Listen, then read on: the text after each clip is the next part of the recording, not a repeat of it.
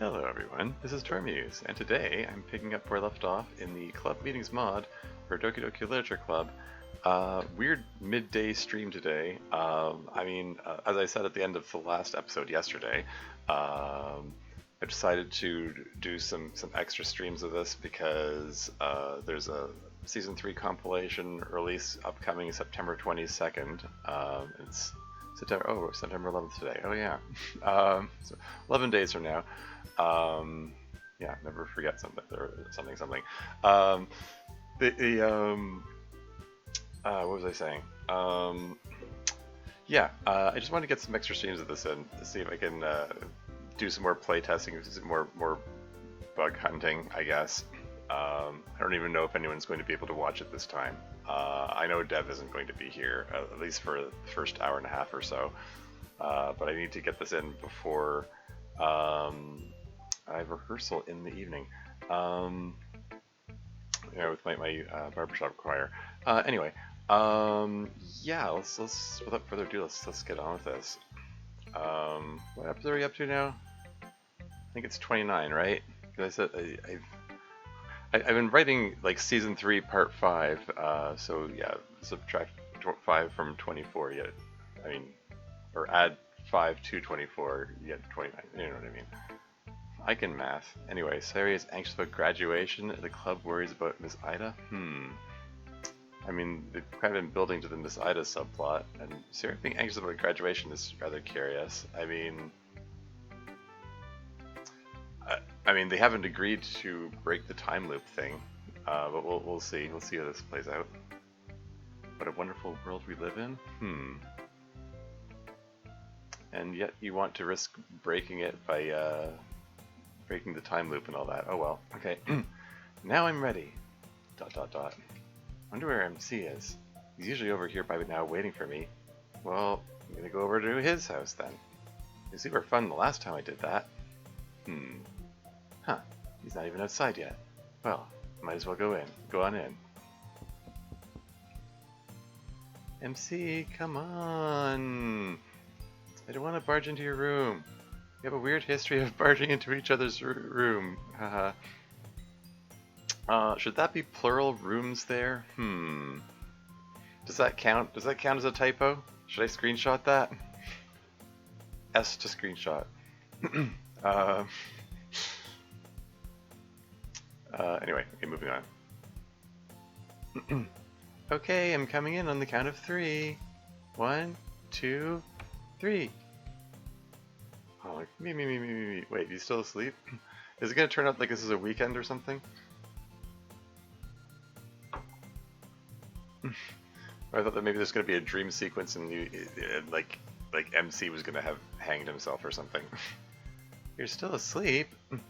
Well, you do look pretty adorable. But come on, it's time to wake up. Ugh. None of that, come on. On your feet. You're gonna be late otherwise. Ugh. Yes, I know it's very sad that we have to get out of bed in the morning, but come on. Gosh, you're really tired, aren't you? Have you not been getting enough sleep? You stay up way too late last night or something? Yeah, probably. You can't just game or whatever all night and then get just a few hours of sleep. It's not good for you. I know, I promise I'll get more than enough sleep tonight, alright? Good. Now, could you look away for a second? I'm gonna get out from under the covers and I'd like some privacy. That's awfully prudish of you. There's nothing there I haven't seen, you know. I know, but it's different when I'm all gross in the morning from waking up. Alright, I'll be downstairs. But hurry or we'll really be late. Or we really will... Okay, sorry. For a second there, I thought I was anticipating we'll really be late, or we will, but okay, fine, we really will. Darn English language and its robustness and being able to rearrange words in a sentence. Or we really will be late. Fine, grammatically correct. Alright, let's move on. Oh. Is Sari present this week or something? So guess who's late to get up today? Not you, apparently. No. MC? Yes. I thought he was the type to always get up on time. Yeah, kind of worried. Yeah. I mean, it is a little curious. I mean, thinking back to Fidelity DLC, like, I mean, there is precedent for that in uh, uh, the Sayori route. She does make a comment about how he stays up too late playing video games. So, but yeah, usually it's Sayori's thing to sleep in. Anyway, hope he's not too hard on himself. I'm sure he is fine, Sayori. Everyone has trouble rising sometimes. I know, I'm Sayori, lol. It's just not like him. Anyways, cute sleeping though. Of, of course. Okay, I hear him coming down. See you during club. Finally ready to go? Yep. Thanks for getting me up, Sunshine.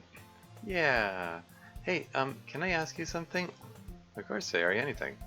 You remember a while back when you were talking about how Natsuki probably wouldn't be mad at me for being unintentionally rude to her? Yeah? Yep. How did you know she wouldn't mind and would just forget about it and move on? Well, she's a pretty mature person. Sure you want to frame it that way, MC? Plus, she knows you didn't mean it. And on top of everything else, she's really familiar with your own personal struggles. She knows that everyone's got their own difficulties to deal with. I mean, she also forgave you for like lobotomizing her. So like, I mean, like I would think that like this a very being slightly rude one time is like minor in comparison. Like it's weird. I'm sorry. I know I'm hung up on the whole lobotomy thing from season one still, but like it's weird that Sarah gets hung up on this little thing and no mention whatsoever of hey, that the fact that you lobotomized us is kind of weird, you know. And, like, we're not even an apology, you know. Oh well, or if there was, it was, I don't know, it was just kind of glazed over. I mean, moving on. She knows that everyone's got their own difficulties to deal with. And she's wise enough not to take it personally when a good friend with their own difficulties accidentally says something hurtful. But I'm not wise like that, am I? Yeah, I mean that's why I was saying you shouldn't frame it that way, MC. She's gonna take that wrong. You just know she is. Anyway, Siri, I don't think you'd ever take almost anything personally. You're never mad at anyone. Except for that one, that time when you blew up in the middle of the club at Monica and made everyone uncomfortable for 3+ weeks. I mean, I guess that doesn't count. I don't know. It's just having some weirdly forgetful moments of this mod's canon's history here. Oh well. Yeah, but like that's not because I'm all wise and people smart or anything. It's because I'm dumb. Do you like that Natsuki is wise like that? Where is Sayori going? Where is her head going with this? I suppose so. Why? I hate that she has something you like that I don't have. It was hard for you to say that, wasn't it? Yeah, but I had to. I understand. Well, listen to me for a second. Yeah, there are things Natsuki is that you aren't, and more importantly to us, there are things you are that Natsuki isn't. I love you. My best friend my whole life. Favorite girl that's ever lived. Favorite person that's ever lived. There's nothing Natsuki could do or be that would ever make me leave you for her, okay? Because there's nothing she could do to become Sayori. That's all I care about. I know. I have to remember, I have to keep an eye out for focus change errors. Shoot, I haven't been paying attention to that. Oh well, okay, moving on. I have trouble not feeling jealous a lot of the time, and I don't like that about myself. It makes me feel gross. But at the same time, I can't stop myself. I go out of the way to dig for things to be jealous about. I don't know why. It's stupid. Well, whatever's going on with that, you don't need to be afraid of me leaving. Yeah, yeah. Telling people what to feel doesn't really work. I don't know. Wish I could say I knew what was the solution to that. I had a past girlfriend who had some jealousy issues. Well, that stemmed from her ex before me cheated on her. A very dramatic story too, which I'm not going to get into. But she basically constantly needed this sort of reassurance, and it was never clear to me if that anytime I tried to reassure, if it ever took, you know. It's I don't know. It's a rough state to be in.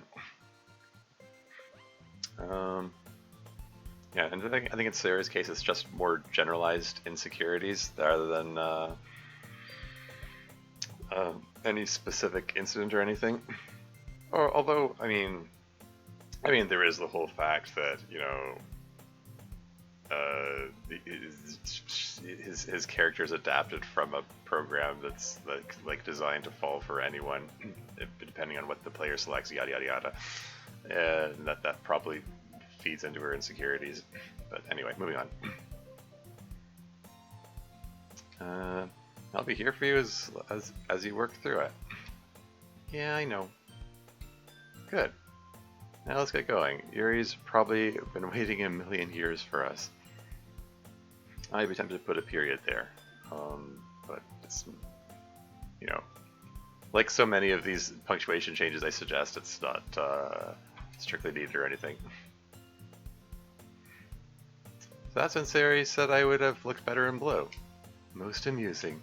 You probably would, though. It's a good color for him. So, MC, I hear it's your fault we're behind schedule today. Yeah, I may have overslept a little bit. I hope you're taking care of yourself. Taking care of Sayori is well and good, but you can't do that if you run yourself into the ground. I mean, they're really just openly saying, "Oh, hey, it's MC's responsibility to look after her," you know. Even though it's been over a year since she's been on antidepressants and all that. It has been over a year at this point? I suppose it has. And you were episode 5 of season 3, assuming each season is analogous to a year. Yeah, I don't know. I'm still sort of in the camp of maybe they should be steering her towards some more self-sufficiency. Not that there's a hard line on that or anything. I mean, recovery from whatever takes time, and there's no specific timeline on that. It can vary from person to person, and maybe Sayori still needs assistance, but just considering the way they've been framing stuff, hell, midpoint season 2, even after her blow up, they trusted her with the safety of the whole world by giving her the presidency. So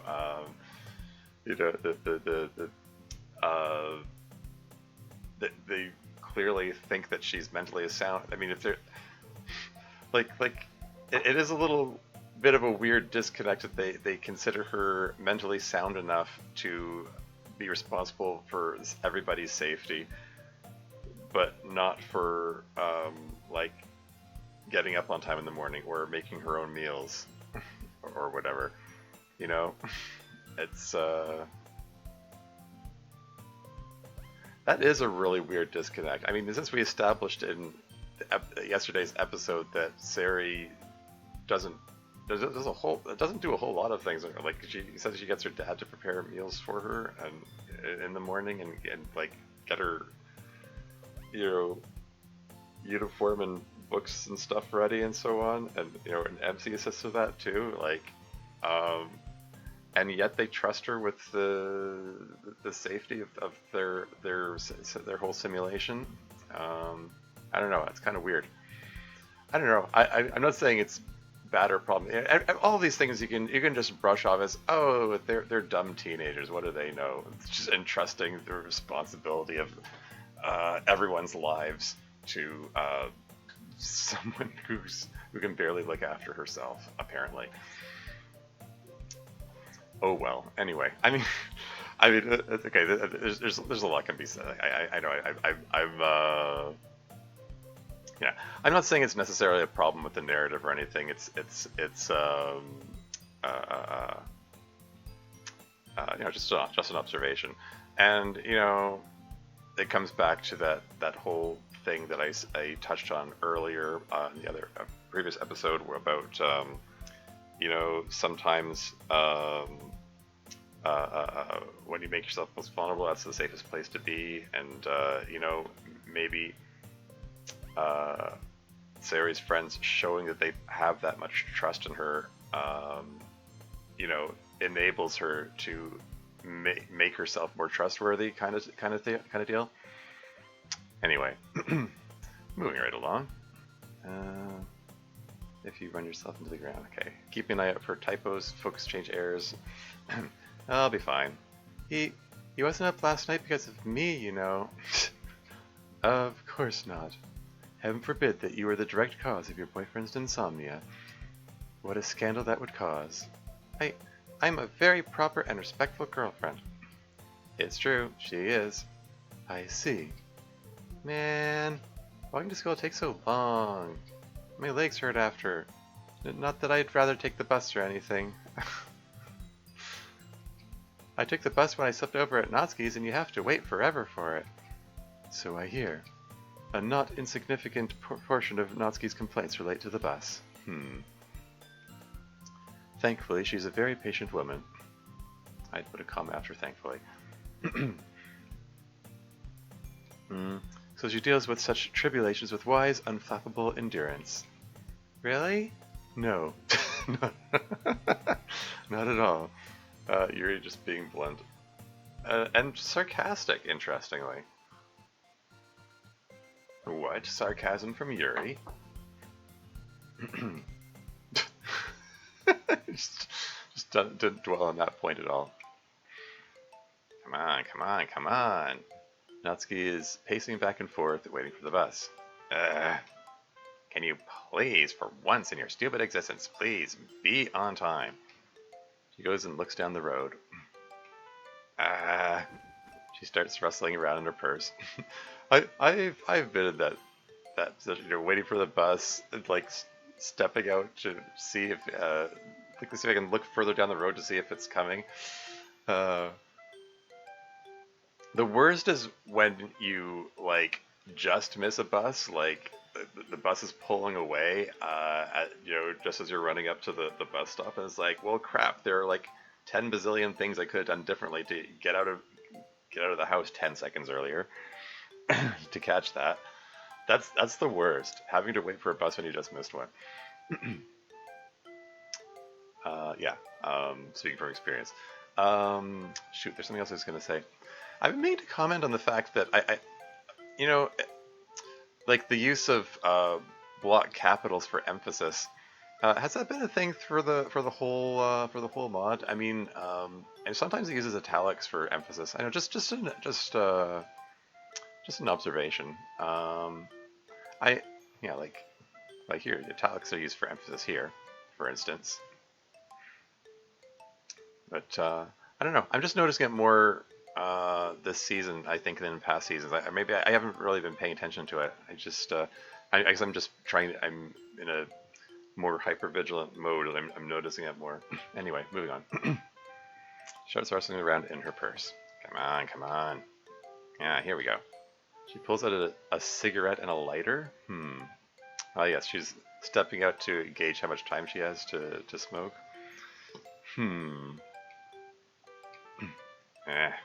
This would be a sucky way to fail quitting again. Oh, right? Oh, she actually is trying to quit. Yuri's influence, perhaps. Speaking of which, I sure hope that, I know Natsuri isn't canon and so on. Oh, hey, Automod just caught something. Does that... It's funny, even though the Automod caught it, it shows up here. Hi, I want to offer promotion of your channel. Viewers, followers, yeah, etc., etc. Yep, chatbot.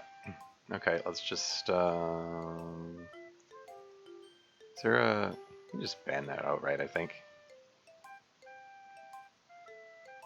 Doge height? Okay, whatever.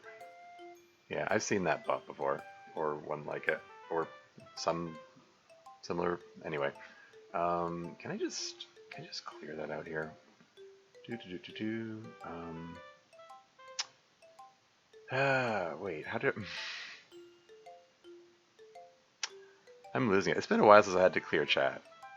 I'm just like momentarily like drawing a blank here. Like, what do I do to clear chat again? There you go. That worked. But yeah, I was going to comment on. I mean, yeah, I know, Natsuri isn't canon, yada yada yada. Fine, but uh, I would sort of hope. I mean, like if Yuri's helping Natsuki stop smoking. Similarly, Natsuki could help Yuri stop self-harming. I mean, I hope that's a thing that is occurring. I mean, we haven't heard about Yuri's self-harm habit in a while. But yeah, moving on. Oh, sorry. I know I said I would quit, but I got really stressed out waiting for the bus. Hmm. And who is she having this hypothetical conversation with? You know what I mean? And I really needed a cig. Sounds so lame. F it. I mean, if she is trying to quit, I mean, I don't know. I mean,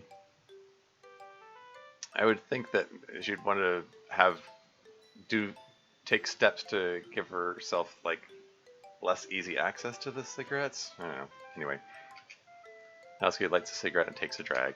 Ah, hew. That is the good stuff right there. God damn. That is so much better. Natsuki waits calmly for a few minutes. And there it is. Now I just need to hope the smell isn't too obvious. Should get a second uniform so I can have a clean smelling one. Wait, she only has one uniform? Oh, dang. I mean, okay. We're leaning into the Natsuki's poor thing now, are we?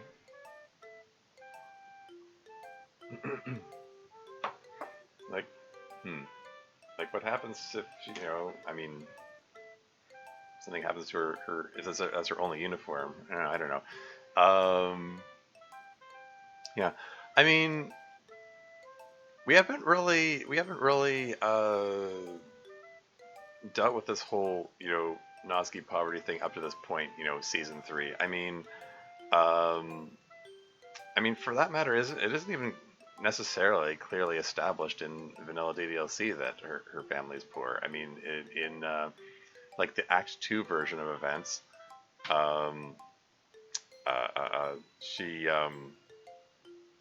I don't know, obviously is like starving, and Monika has to toss her protein bars or whatever.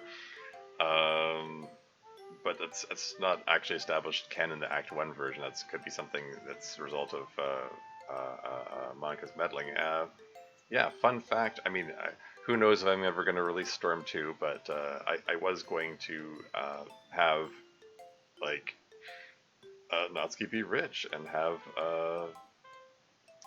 expensive, live in an expensive house and stuff. And that was gonna, just to subvert audience expectations, because that's what I like doing. Uh, uh, and in addition to having her dad be this intellectual type, again just to subvert audience expectations, because of all the popular canon or popular fandom ideas. Um, and yeah, that just have that be an extra reason for Natsuki to be bitter towards Monika because she made her poor in Act 2 or whatever. But yeah, yeah, we haven't really. Yeah, I was gonna say we haven't really made mention of the whole poverty thing. I mean, I guess it was dwelt on a bit in Natsuki Quest, but anyway, move right along. Oh well, what's done is done. So, Sayori, How are the college applications coming? Oh man, I don't want to think about that.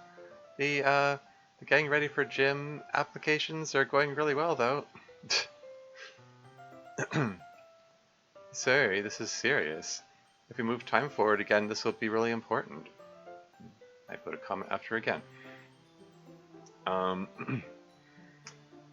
I mean, I, I don't know. I mean, I mean, Dev made the comment that but their parents will be so disappointed in them if they don't put effort into school, even though they just the time loop happens. But yeah, I don't know. It just gets into all kinds of philosophical questions. I mean, coming back to that, like if the time loop occurs and they just repeat the year anyway, like what's the point of putting any effort into school? I mean, I suppose they have to put a minimum effort to be able to stay in school because since that's apparently uh, a necessary thing for them to stay in the literature club, and then and therefore all the simulation effects that are related to that, like being able to be made president, for instance. If they need to do all that stuff, but other than that, I mean, it does raise questions about how the simulations operates with respect to I don't know, a lot of things really. Um, I don't know. If it just I'm just gonna move on. You need to focus on this. I'm sure MC will help you with it if you want. Yeah, he bugs me about it all the time. I just I don't know what to say in all these applications. I don't even know what I want to do. It's more than enough work for me to hold myself together. But now I'm supposed to lie to a bunch of colleges about how I'm gonna change the world or whatever. I can't do anything like that. It feels insincere. Well, you don't have to tell them that story if it's not your story. Why do you want to go to college after all? I don't even know, really. It's a thing you're supposed to do after high school. I don't really have any useful skills that would let me do anything without it. Plus, MC is going to college, so I need to apply to the same college as him. Well, that's sweet, but probably don't mention that you want to go to a college because your boyfriend is too. No, bad idea. Well, I don't know. You should try to get across what's unique about you. Be really honest and open about it. So, like, what? Hi, I'm Sayori. I care about happiness more than anything else in the whole world. More than anything else, I want everyone to be happy.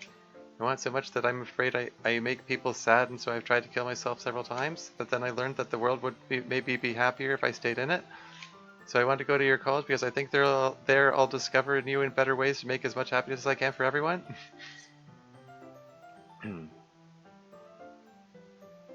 um, feels like It feels like there a comma belongs in here somewhere, but I mean, there's like I'd be tempted to put a comma after college, but I suppose the whole point of these sentences here is that they're supposed to feel like they're just running on to each other. But yeah, oh well. Well, maybe phrase it a little more elegantly than that. But I think that telling your story might help, or at least some parts of your story. If you talk about the struggles you've gone through and your determination to now do the best for yourself and others, I think it might be impressive. Or maybe they'll think, man, what an unstable weirdo. Definitely not someone we want around here. Just, sorry, headphone cord caught on things. Um, yeah, at this point, I'm kind of wondering. Um, hmm. I don't know. I guess it depends what college you go to. I mean, and also different nations might have different names for that. I mean, I sort of, at least in Canada, or at least in my mind, maybe, I sort of compartmentalize post-secondary education as like there's college and there's university, and university is like the higher one. Like universities are comparatively more difficult to get into. Colleges, uh, like this whole idea of having to write a really good college application so they'll accept you, it's, I don't know, hasn't been my experience. I mean, like, when I went to college for like the massage therapy program and then the nursing program, um, I didn't have to fill out any fancy application. I mean, they just wanted to know that I had the right prerequisites, really. But you know, again, like I said, different nations might have different systems for that sort of thing. Like maybe college means something different in Japan, Japanifornia, wherever this takes place, or the simulation of Japan, I suppose. Anyway, moving right along. Maybe, or maybe not. If you write it skillfully and really get across who you are, I can't think of a college rejecting you if they really get to know you. Like, yeah, you know what I mean? Like, are they really going to reject you? Like, if, mm, you make the lives of everyone around you brighter. What campus wouldn't want that? A campus where they want students who can spell and pronounce words correctly? Like, introspection, anyway. Oh, hush, you are a very smart woman. The fact that you have occasional trouble pronouncing some complicated word rather doesn't change that, and it won't matter to colleges, so long as you are diligent about those applications. Alright, I'll get on it. So about Natsuki and Yuri? Have you lectured them about applications too? It'd be neat if we could all go to the same college. As far as I know, they're both already very busy with filling out applications and writing essays and such. But try not to get your hopes up too much that we'll all be together in the same college.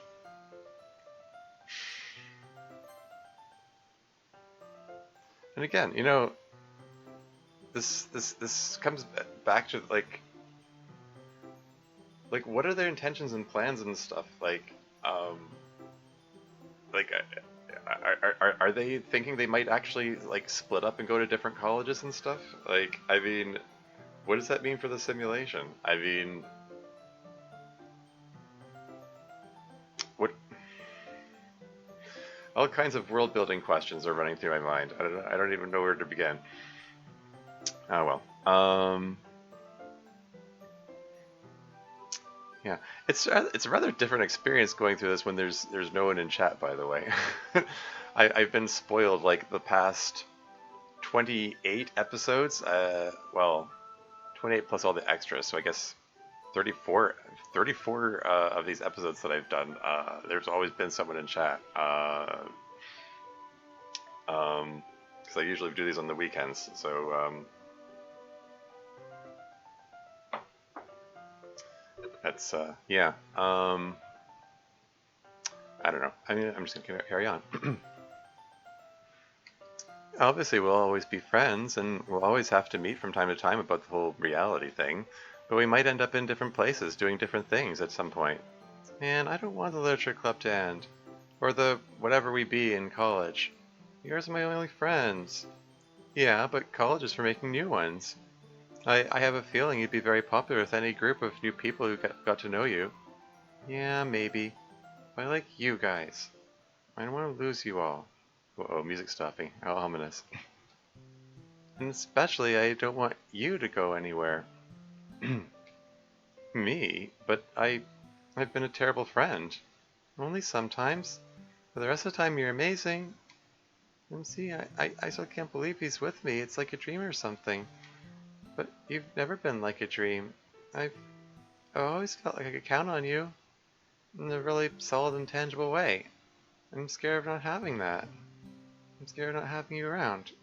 I, I, I don't want to... Sayori, come here for a second. Monika pulls Sayori in for a hug. And they went off screen for it. Apparently. Monika, being president, is aware of where the camera is, I guess. Hang on a second. Scene set to dark? Okay. I mean, I would have expected the screen to just go black anyway, but... Just, Monika wants some privacy for this, I guess. Psionica moment. Anyway. Okay. It's okay. We'll always be friends. You'd be fine without me, you know. Yeah, you would. But I'll always be there for you, okay? No matter where I am, if you need help, I'll always be there. I promise. Plus, MC will be there for you too. I know, it's scary. Yeah, I'm scared too. You? Yeah.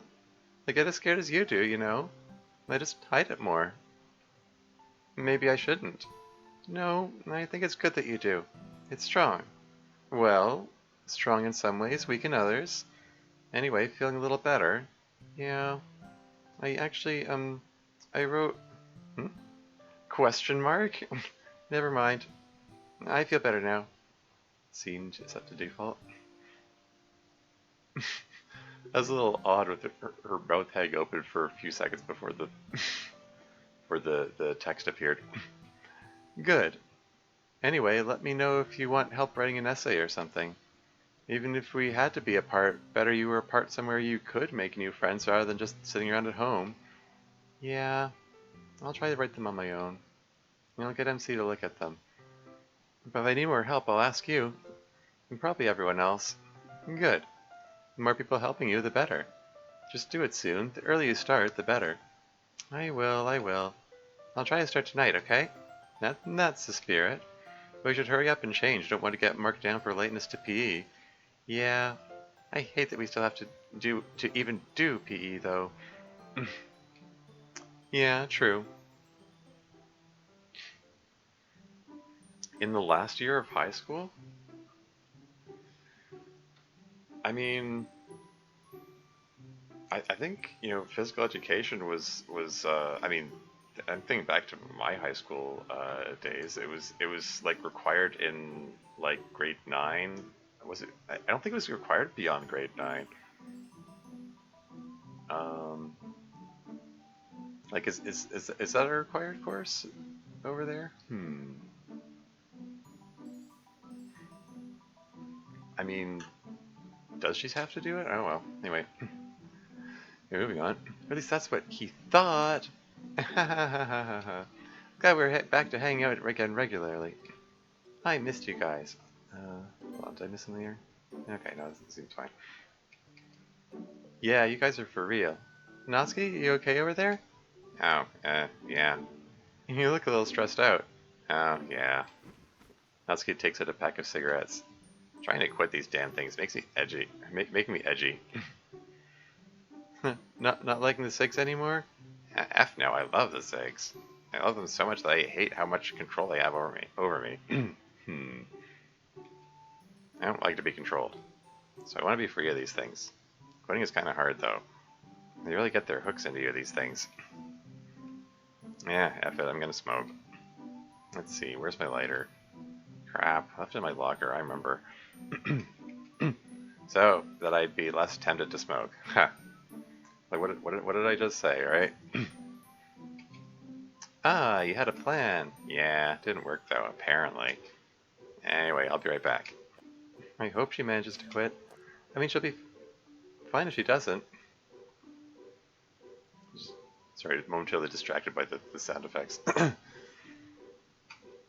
Yes, but if she wants to, I hope she succeeds.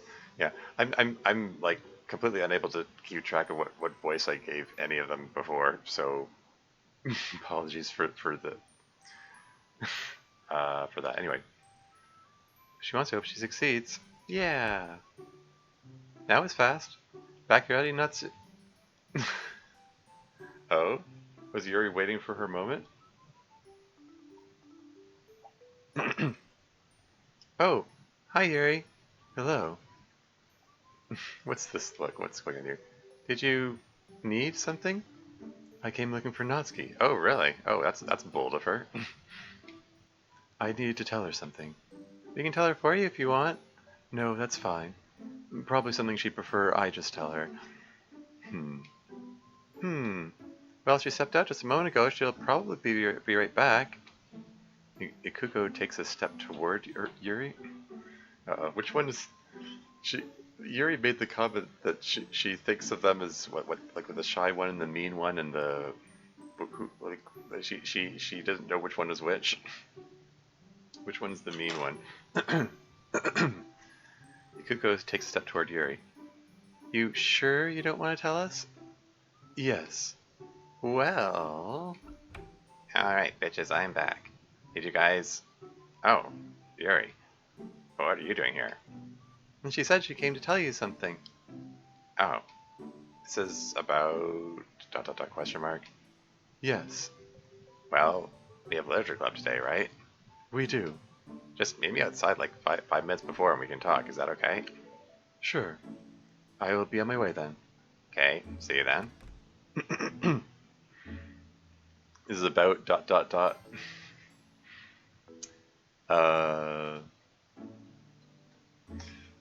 Did she trail off and as a way of hinting at something that they were talking about earlier? I mean, it's there are some seeming, as I mentioned in the last episode or two, there are seeming implications that they are trying to keep things secret from the general audience as well. Yeah, I have to imagine that they had some conversation about that, like off camera, like either when Natsuki or when Yuri was president last.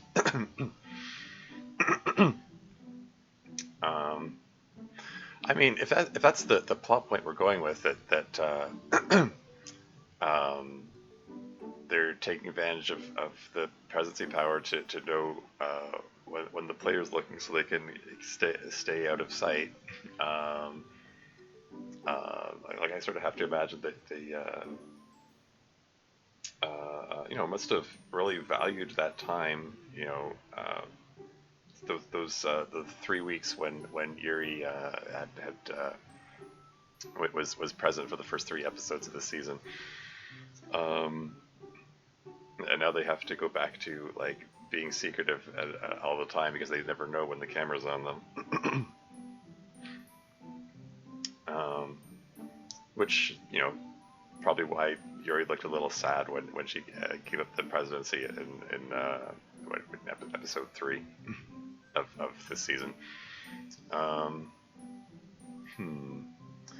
mean, like maybe theoretically they can meet like in between Wednesdays, except that sometimes the game focuses on them, and, like they get flashbacks, like the one in Natsuki's room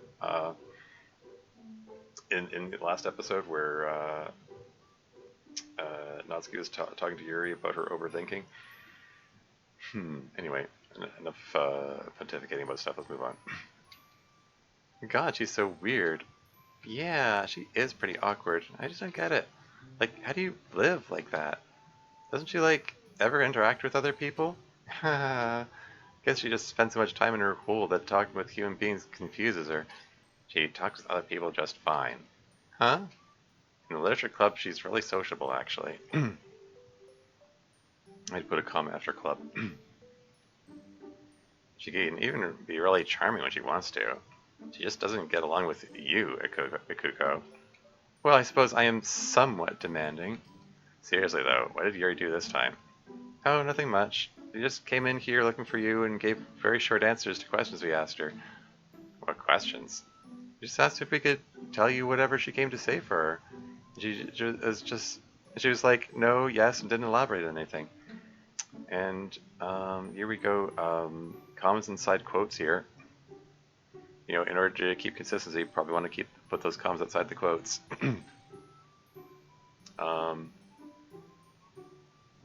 Do those count as errors? Should I make a note of those? I'll put a screenshot to remind myself to report it later, and Dev can decide for themselves. Anyway, moving on. Yeah, that's Yuri, alright. Anyway, you find your lighter? Yeah. Well, now I don't feel like smoking anymore. You don't feel like smoking anymore after dealing with Yuri? Yeah, basically. Anyway, where were we? Katsuro and Arasu? Damn, they're still not together. That's been meant to be for like 3 years now. They need to just get over it and be happy together. God. Right? I was expecting them to make it official last year. Yeah. Incidentally, I've been meaning to mention it, but typically when God is using interjection, should the G be capitalized? I, I don't know. I think typically it is. I don't know if how big a deal that is. Just thought I'd mention it. If Dev is watching this VOD, I don't know if it's a big enough point for me to need to like screenshot and report it or anything. Anyway, moving on.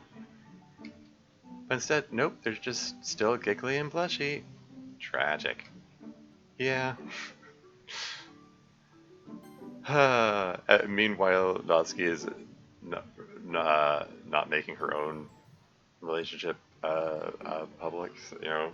So, and this comes back to those comments she made to Sayori in the last episode about, Natsuki was saying that Sayori has some qualities that she wish she had, like bravery and so on. But yeah, like seriously, like at this point, it would be like really hard to make that sort of thing public.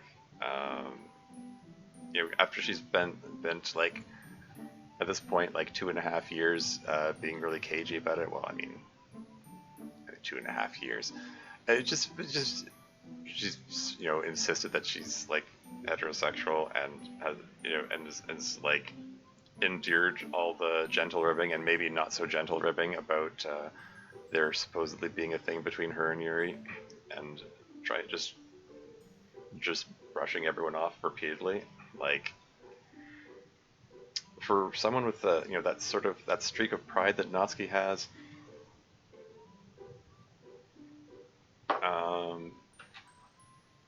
turning around and admitting there's something there is that's going to be really difficult for her. Anyway, moving right along. Oh well, at least Sayori and MC are still really happy together. How are they still like newlyweds? It's been a while for them. Kind of expect that they would have broken up by now. Oof. Is that they're still in the super happy phase? I'm not sure they're ever gonna leave the super happy phase. They've got real love, I think. Lucky. Yeah. So, you guys see the new superhero movie, the darker and edgier one? Oh, that's one of the DC movies then, probably. It's been their thing for what? Morbius. Yeah, exactly. Welcome to Stream Pages Feed. How's it going? You're the first one to drop by. Welcome. My favorite part was when he said, "It's Morbin time," and then he started Morbin all over the place. Obligatory. He'd pay him like, "Oh, it's fine." This is a weird time for a stream. I just wanted to get an extra one in there, maybe a few more extra ones in there, just so I can just get a bit more proofreading and more testing and stuff before the release coming up. But yeah. Also, I believe Morbius is Marvel anyway. I mean, it's not DC. But yeah, DC is their thing. I mean, it's been suggested that that's part of the reason that their franchises have been floundering so badly, is that they've been making a big deal about making everything darker and edgier, including like Superman, who's supposed to be pillar of hope or whatever, and truth, justice, and the American way, and all that. As is the quote from the earlier Superman movie, and just making him dark and brooding all the time. It's like, there's potential to make an interesting story about that, but I've heard it said that it sort of saps the energy out of the movie, out of possible enjoyment that the audiences might have, and just kind of makes it less interesting as a result. Which, yeah, I guess I can see that. I mean, like, compare it to, like, say some of the Marvel movies. I mean, like, like the big three, like Iron Man and Thor and Captain America. Like, they make themselves like fun heroes to root for, whereas like the DC's edgy reboot of Superman, Man of Steel, like he's just it's not fun. He's just dark and brooding about the deaths of is it a spoiler if I say, okay, maybe I shouldn't. On principle, I won't spoil, but it's just yeah, I don't know. Oh well, moving right along. No boy movie. I'll probably see it with my boyfriend, but yeah, I wouldn't otherwise. Boy movie. Definitely boy movie, sorry Natsuki. Y'all need to learn to appreciate non-girly culture. Girly culture is legit, but there's so much good shit outside of it. Yeah, I'll probably like it once I do see it. That's the spirit. Well, time to get along. See you guys tomorrow? Yeah, I'll be here. Cool. Public bathroom, such a weird place to hang out. is it really the only place they could? I mean, I don't know. It just like doesn't it like smell in there? Oh well. Anyway, all I ask is that maybe we not let the kids lick the desks. Who's she talking to? Hera? I didn't know you cared so much about it, Monika. Well, I know you don't see it, but usually I'm the one who cleans the place up. Isn't that what the janitors are for? Well, yes, usually I'd be more than happy to let the janitors deal with freshman spit. But the literature club meets in this room after school. At least several of my club members would be displeased to encounter these conditions. So I usually give the place a decent clean before then every week. I see the problem, and now I understand why my classroom seems so nice when I come in every Thursday. Thank you. I guess Hera's the teacher. I see it as paying my rent for using your room. Well, it's very much appreciated. The younger kids can be pretty gross, as you know, I guess. I'll see what I can do to get them to tone it down. Especially with licking the desks, yeah. Is that really a thing? There was that comment about freshman gunk in that previous episode.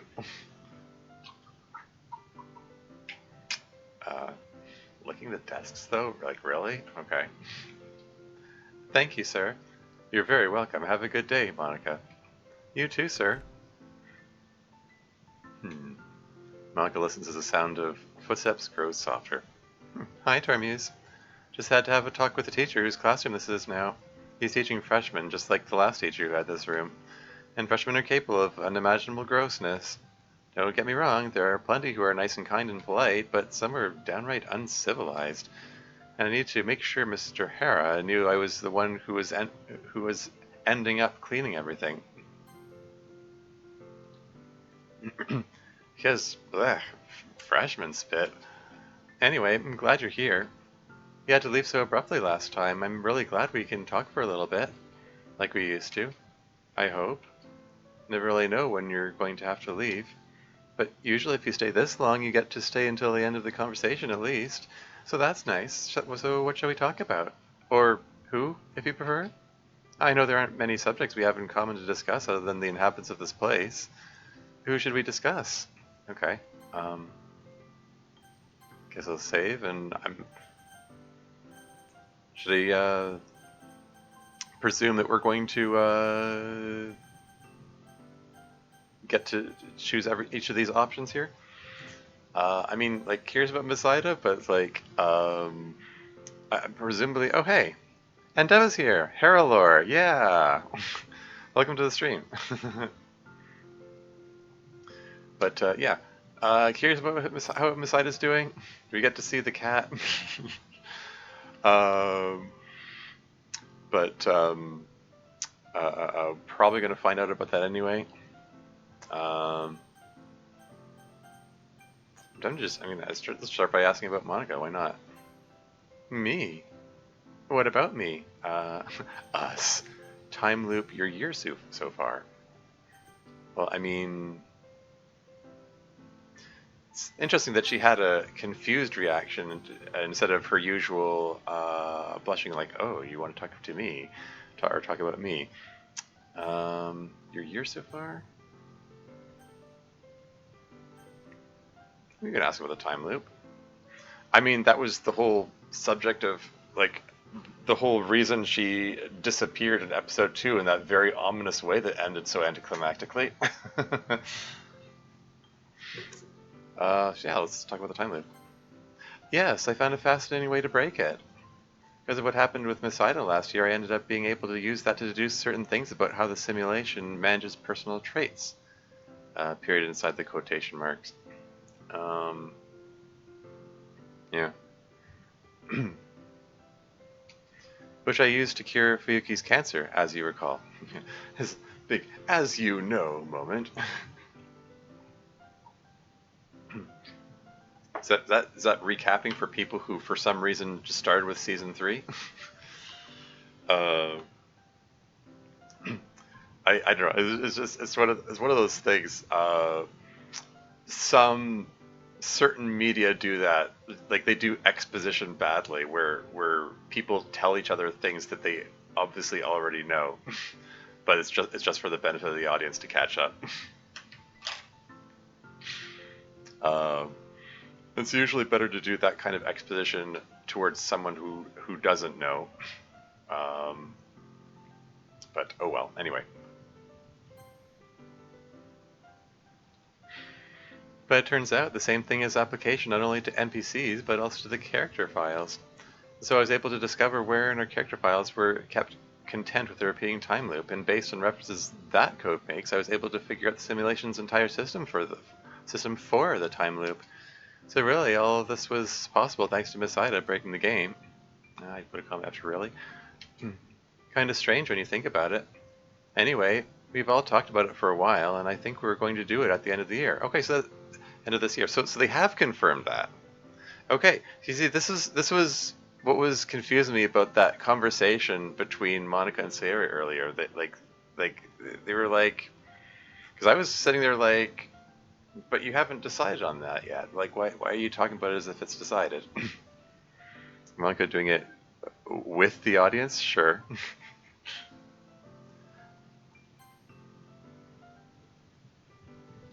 But I don't know. Anyway, moving on. So we can finally graduate and move on with our lives to the extent that is possible. We haven't figured out what will happen then, though. Yeah, I mean, like, there are questions like, do the colleges even exist? I mean, do the people who designed the original simulation, would they have even programmed college in there? Like, I don't know.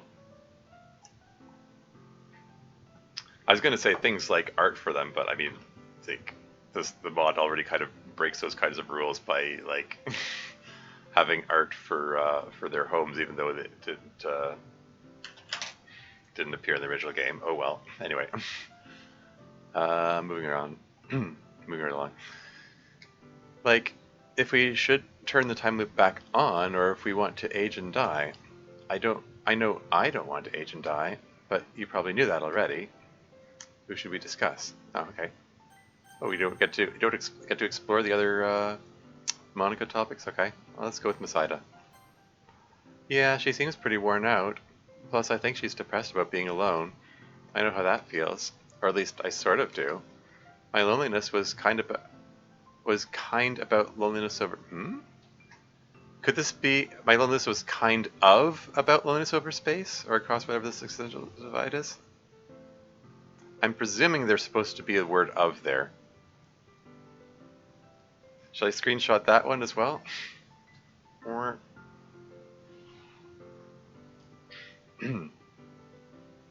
was kind about loneliness over space or across whatever this existential divide? Yeah, the word "of" clearly belongs there.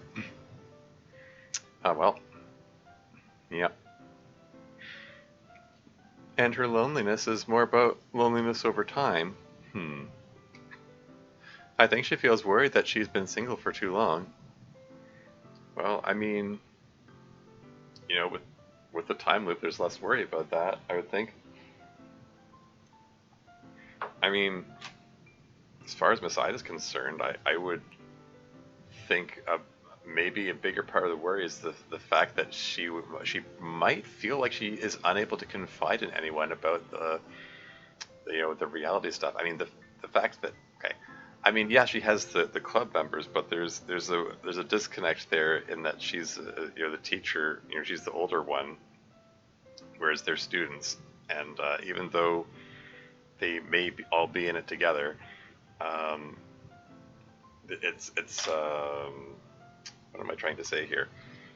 Um, she may not feel comfortable confiding in them if she is having like existential dread about the the nature of the simulation or whatever. Oh well. Anyway, moving on. I've been single for too long. She really does want a stable relationship. I know she feels lonely, but for whatever reason, none of her dates really work out. I would put a comma after reason. I guess it's hard to find a good match. So glad I don't have that problem. Huh. Okay. I just have an entirely different, probably worse one. But yes, in addition to feeling lonely, she seems really overworked recently. I don't think she's getting nearly enough sleep.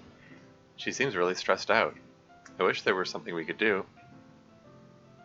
I think strictly speaking, it should be, I wish there was something we could do, although, again, that particular turn of phrase,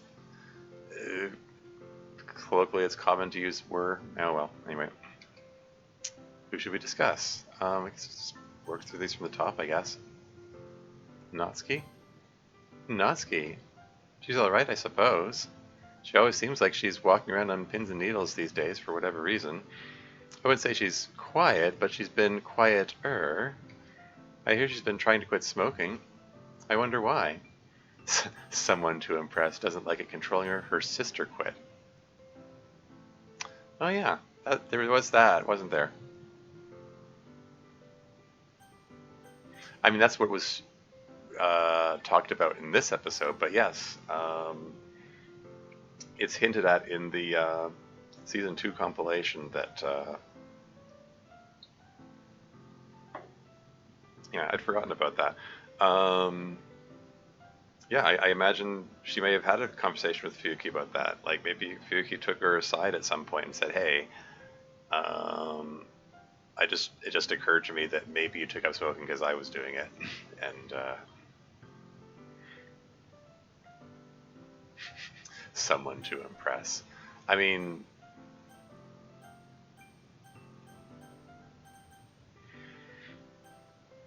I mean, considering that I don't think Natsuki's being completely honest necessarily with her friends in the bathroom.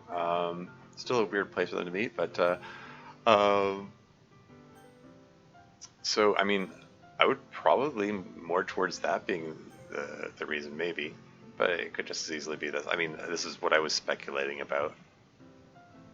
Yeah, still hoping that Natsuki is similarly helping Yuri cut down self harm as well, for that matter. But yeah, let's go with her sister quit. Really? I didn't know that. I'd be more surprised to learn that she did it just because Fuyuki did. Hmm. Wait, you mean be more surprised to learn that it did it as in smoked in the first place? From context, I have to infer that she means when she says did it, she means started in the first place. Anyway, normally Natsuki likes to be a trendsetter rather than a follower. I'd put a comma after normally. But maybe Fuyuki is a special case. Still, though, who knows? Should there be a question mark after instead of a period there?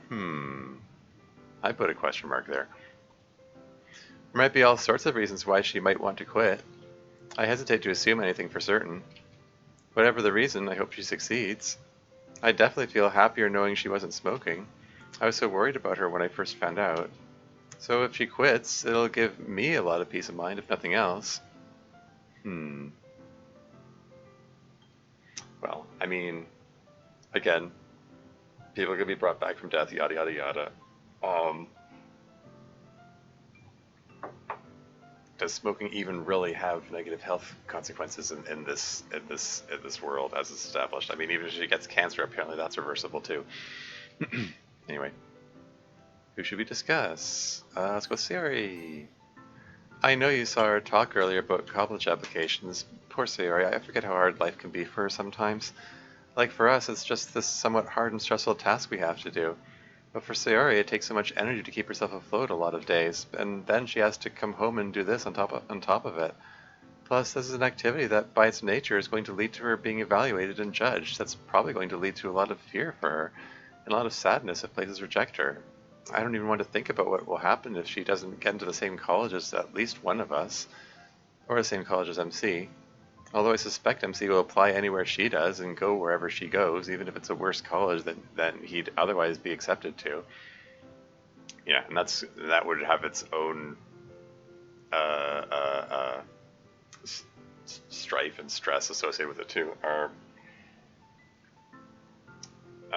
I mean, if Sayori starts blaming herself for MC getting into a quote-unquote worse college, well, still, it's all part of the risk you have to take growing up, I guess. And all of it is better for Sayori than her not doing anything to advance in hiding. So I'm doing the best I can to encourage her. I'm sure she'll do well. Although maybe I should have a plan to prepare her emotionally for if she doesn't. It doesn't hurt. I really want her to understand that she really will be okay no matter what happens. She's become really strong, you know? But it's probably hard for her to understand that right now. She'd probably think it was the end of the world if we didn't all end up at the same college. And that would be nice if we did, don't get me wrong. But it's not very likely. It isn't? I mean, again, nature of the simulation, world building, so on, like, do any of the colleges even exist? I mean, I suppose Fuyuki's in college, but does it exist beyond being an abstract mention in text messages? Hmm. Like, is there even more than one college? I would have thought that hmm? Okay, walking in BRB. Oh, okay. Like it's just what am I trying to say here? Um, like when Monica was initially talking about breaking the time loop back in season 2, I was imagining that she would have to like code in college or something like that, or like presumably the original simulation wouldn't be designed to accommodate that. If it was like presumably the time loop was programmed in there because there is no college, like. Otherwise, why would the designers of the simulation have the time loop in the first place, and program everyone in there to be okay with it, even while they're talking about college that will never be?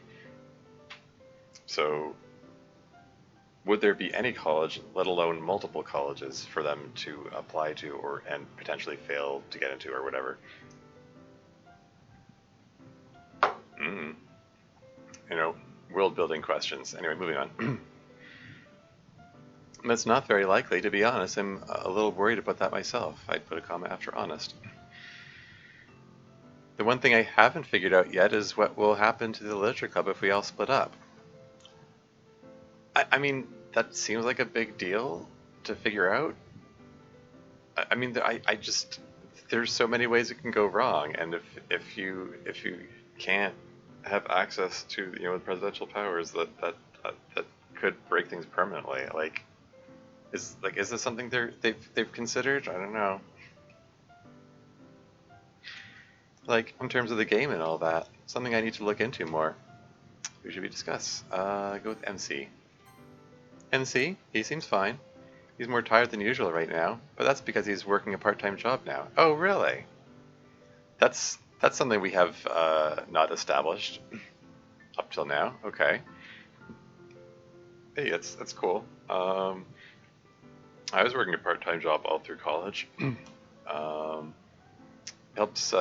Helps your time theoretically helps time management if you have all your hours filled in with stuff. Uh, although I frequently found that resulted in me losing a lot of sleep. I remember getting like 3 hours of sleep a night, like every night for a long time during college. I don't know how I survived it. I don't think I could do that these days. Guess I'm getting old. Oh well. Anyway, I'm not sure why exactly. Also, he asked us to keep it a secret from Sayori. Oh, that's interesting. How? How would you do that?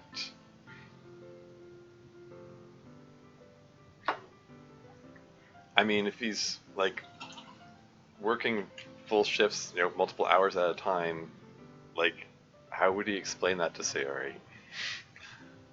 I mean, I would presume that I was sort of under the impression that they're spending like every waking moment they can together. That would be a difficult thing to hide from her, I would think.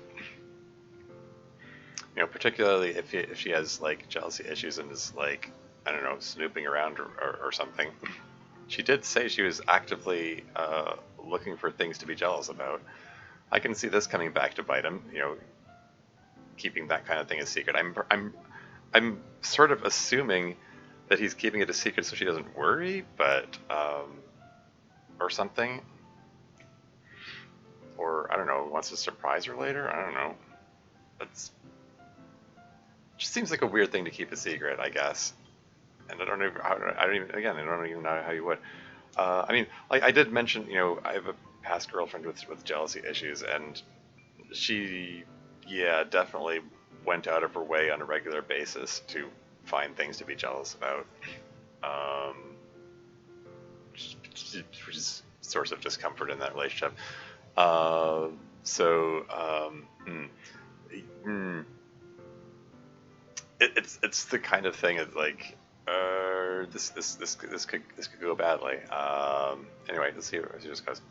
I'm not sure why. He's just working a retail job. Poor guy.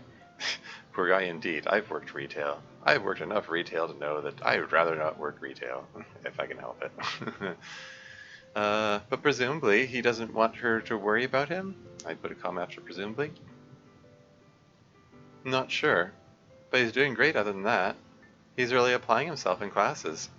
I think the idea that we might move on in life has really excited him. So he's trying to get good grades and such.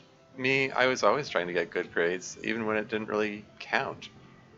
And there's a period inside a quotation mark there again. Just the way I'm wired, I guess. Oh wait, should I? I didn't screenshot it. I just sort of, I guess I can just screenshot from here. Just to remind myself to report it if maybe. Anyway, just the way I'm wired, literally. Haha. Oh hey, look, she just did she just use the word literally correctly? Because usually when people say that's the way I'm wired, they mean it figuratively. But she meant it literally in this case. Okay, hi, welcome back, or welcome, something like that. Anyway. Wait, no, not literally. Wait, not? That joke was better in my mind than it turned out. Well, are you referring to the fact that you're software or something?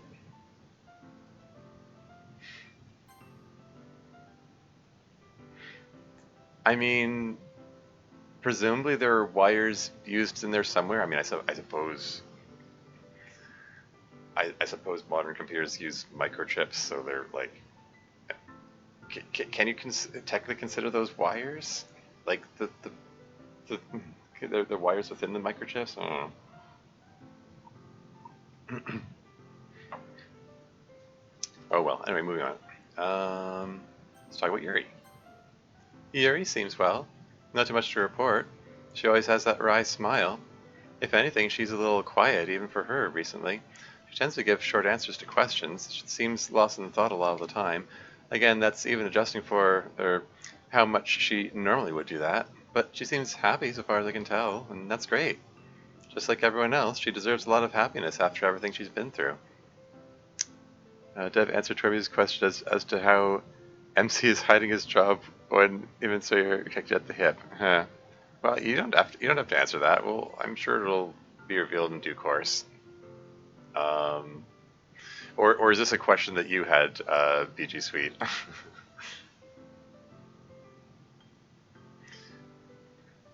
Anyway, moving right along. Oh yeah, one thing I've been meaning to comment regarding Yuri. I mean, her characterization in this mod is such that like she's more confident than in the vanilla game, obviously. Like, you know, she's just sort of just generally developing. Um, but I was just thinking, like, I don't think has she even done her, you know, quote unquote shy pose, like her special pose, at any point in this mod? Hmm. She has? Lots, actually? Hmm. Maybe I'm being inattentive.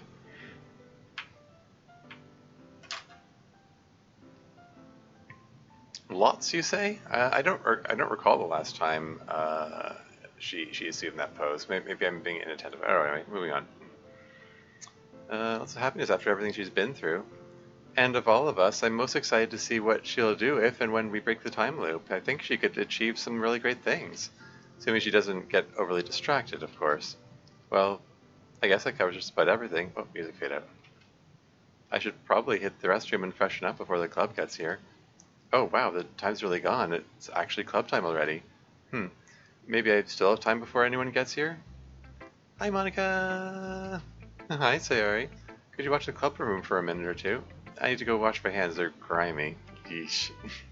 Sure. Great, be right back then. Sayori starts humming random snatches of music to herself. Then she starts spinning in a circle as fast as she can. Haha, wee! Oh, phew. Dizzy. Okay. Wee. This is what she does when no one's looking. It's cute. Wee. So, what's going on here? We spinning? Yeah. You wanna? Erp. Yeah, okay, there's Sayo. Whoa. A little dizzy. Well, yeah. And anyway, no, I don't think I'll spin with you today. I kind of prefer to keep my lunch down. But it would be a perfect opportunity to use the Natsuki puking sprite.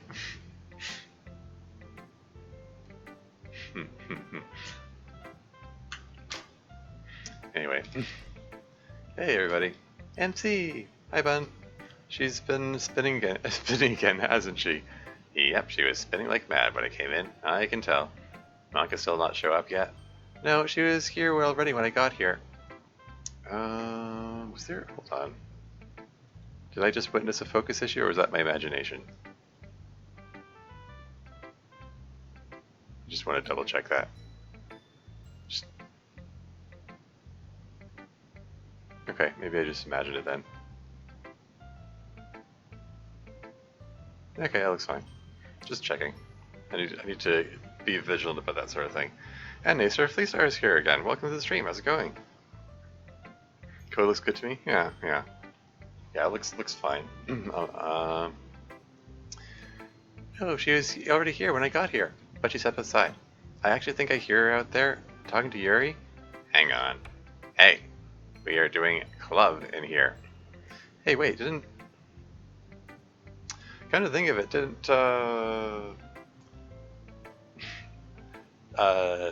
Natsuki say she was supposed to meet Yuri 5 minutes before the club start, right? That was what they were talking about?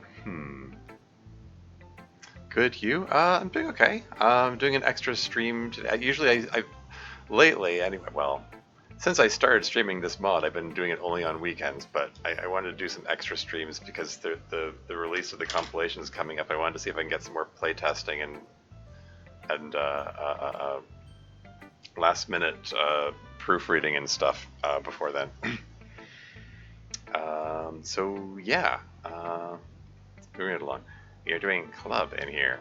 Move your asses and get in. There, all taken care of. Very direct. Yeah, well, direct works. Although they're not in here yet. That's just because I need to be more direct. Hey! Goodness, Natsuki, we're coming, we're coming. Have some patience. Have you met Natsuki? We have had some acquaintance, yes? Yeah, let's get on with that poem time. Or are we waiting for Miss Ida? No, no need, she's probably just busy and running late again. Let's just get started. The theme this week was hopes. Okay, ooh, I'll go first. You're eager to go this week? Yeah. Tea party. Collect my guests here and there. I look around anywhere where I might find a fun friend or two. Invite them all back for tea, ever so kind graciously. I know just what my charm and smile can do. Once they're there, into the box. While they're distracted, throw on the locks. While they're merry, I get a good view. Throw on the locks. If you please let us out, we've much to do out and about. They want to grow and become someone new. Sorry, all you have to stay. I've no one else with whom to play. The only place I have to go is you. Ah. I mean, I'm sort of presuming this relates to what she was talking to Monika about earlier. About, you know, not wanting to lose touch with friends when they go to college, and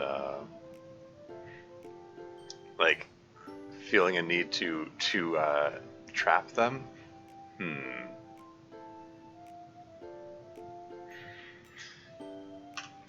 Oh well. Is this foreshadowing major conflict? Are we going to have season 3 also ending with Sayori having presidential powers and then using it to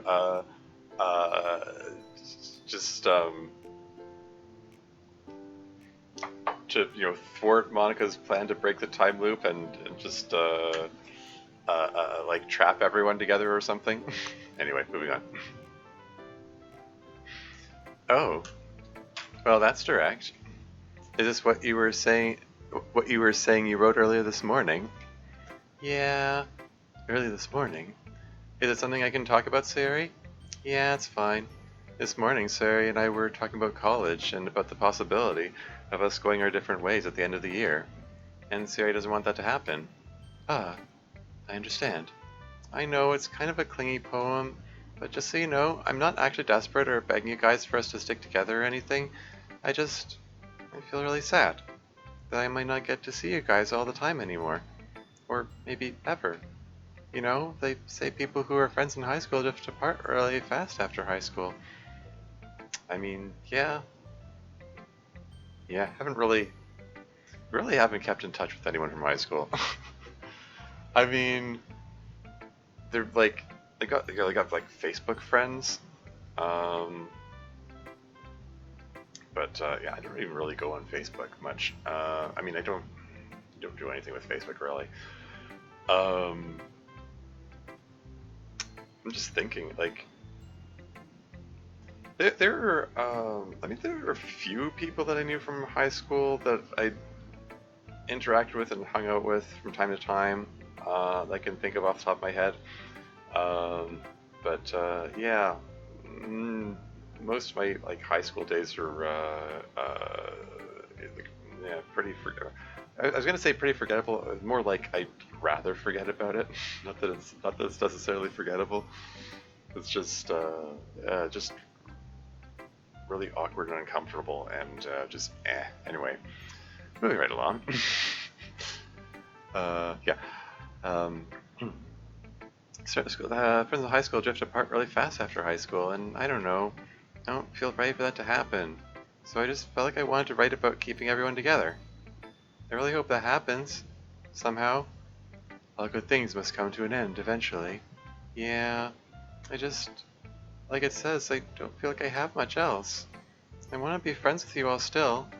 And I think we always will be. Even if we are in different places, I think we'll still all be close friends. We have a lot more that bonds us to you beyond just being a literature club, Sayori. And I'm not going to leave you. You know that. Yeah. Turning our attention to the actual poem for a minute, I thought it was really good. I like the sing-songy cadence of it. Feels good. Very nursery rhymey, I think. And yeah. But then, bam, it hits you with a dark theme, kind of at the end. Very nice, good contrast. That is all. Thanks, Natsuki. Yeah, of course. Anyway, I'll go next. I've been going last a lot recently. Time to step it up. Yeah.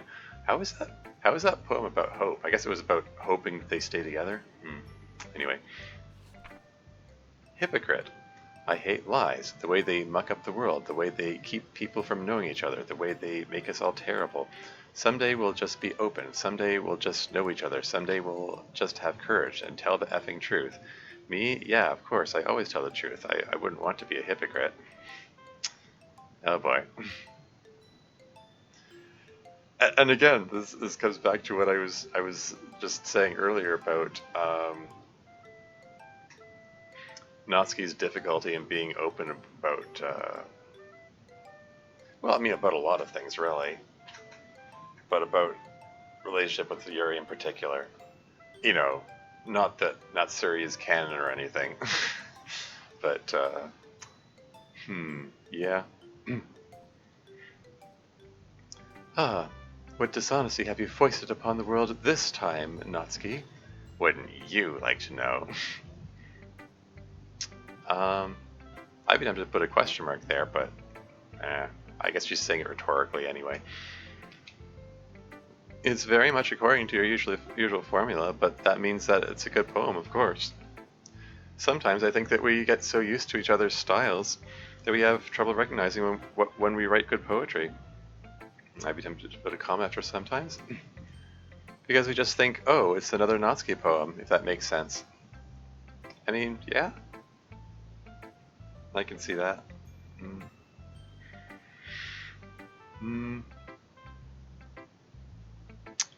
Yeah, comma could go either way there, I suppose. I mean, just thinking about whether the comma quotes, etc. Anyway, moving on. But I think it's important to remember that it can be another Natsuki poem and still be very nice. This poem made me wish that people did just tell the truth all the time. That's a lie I detect there, Sayori. Lies. I'm sorry. I mean, Sayori's frequently dishonest, though. Or at least she deliberately misleads people. She's generally pretty manipulative, you know, and just redirects people away from talking about things that she doesn't want to talk about. She wishes it upon herself most of all. Yeah, fair. Anyway. Well, it'll be a lot simpler. And easier for me to deal with. Yeah, I understand what you mean. Figuring people out is a kind of big part of what you have to do, isn't it? Yeah, I mean, you know, speaking as an autistic person, yes.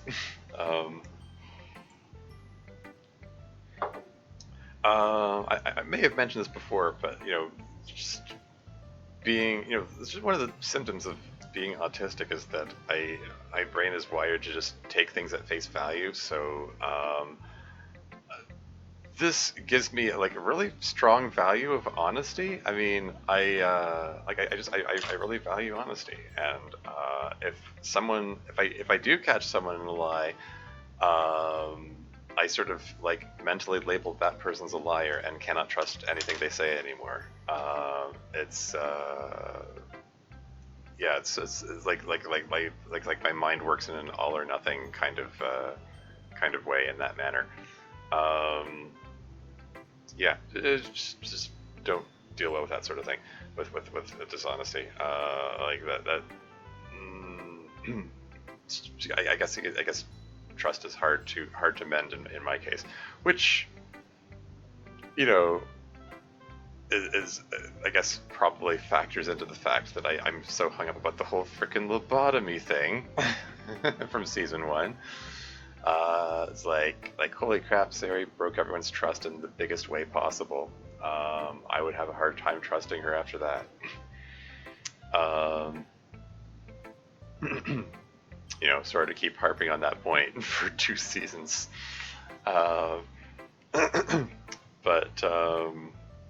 yeah. I mean, on the plus side, it's sort of helps me. It gives me some like coping mechanisms for helping to see through people's bullcrap. I mean, you kind of have to be able to, like, as the moderator position in DDMC for 3 years. I've held moderator positions in other sites before that,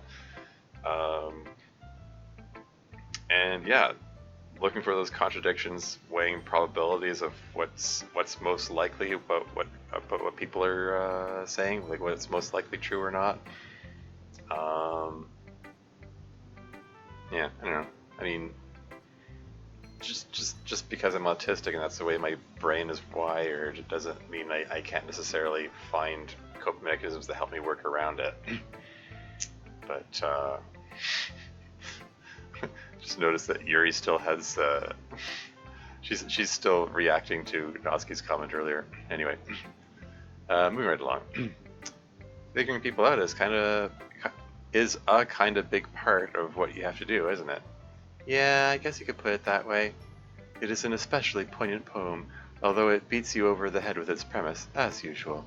Yeah, well, I'm looking forward to having no idea what your poem is about, too. Very well. You may do so at once, then. Another place. I stand on a platform, metallic artifice, suspended in space, in a sea of stars, a rich visual splendor, and a what? What is this word?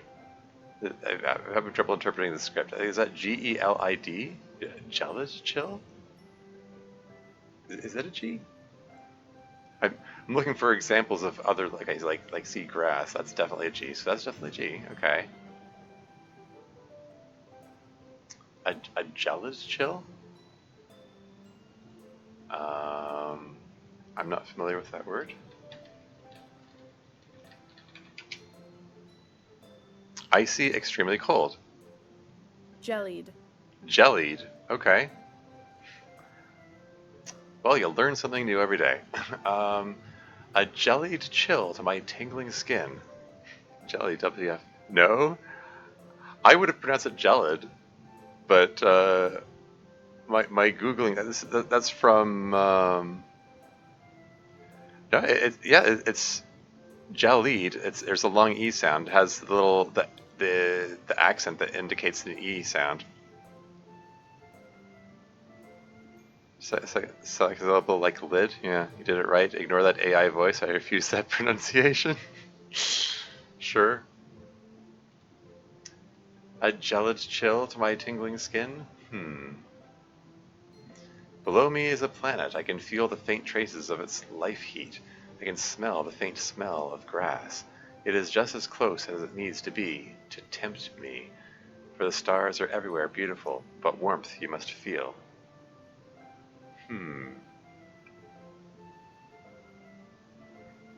Hey, hey chat. Hey, welcome to the stream, Larkasera. How's it going? Yeah, we got some people in chat in the end. It was a little quiet for the first hour or so, but yeah, it's cool. And Spooky Waters is here. Welcome to the stream. Sayori perking up at the prospect of a jellied chill. Ha ha ha. Yeah. Yeah. Anyway, metallic art of spinning space, a sea of stars.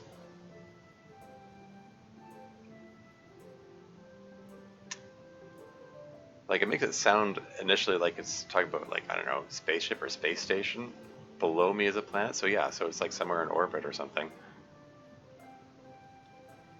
But you wouldn't be able to smell grass from up there. Just because it needs to be to tempt me. If stars are everywhere, feel beautiful, warmth you must feel. I mean, this could relate to, like, how she isolates herself. Observing people around her, maybe?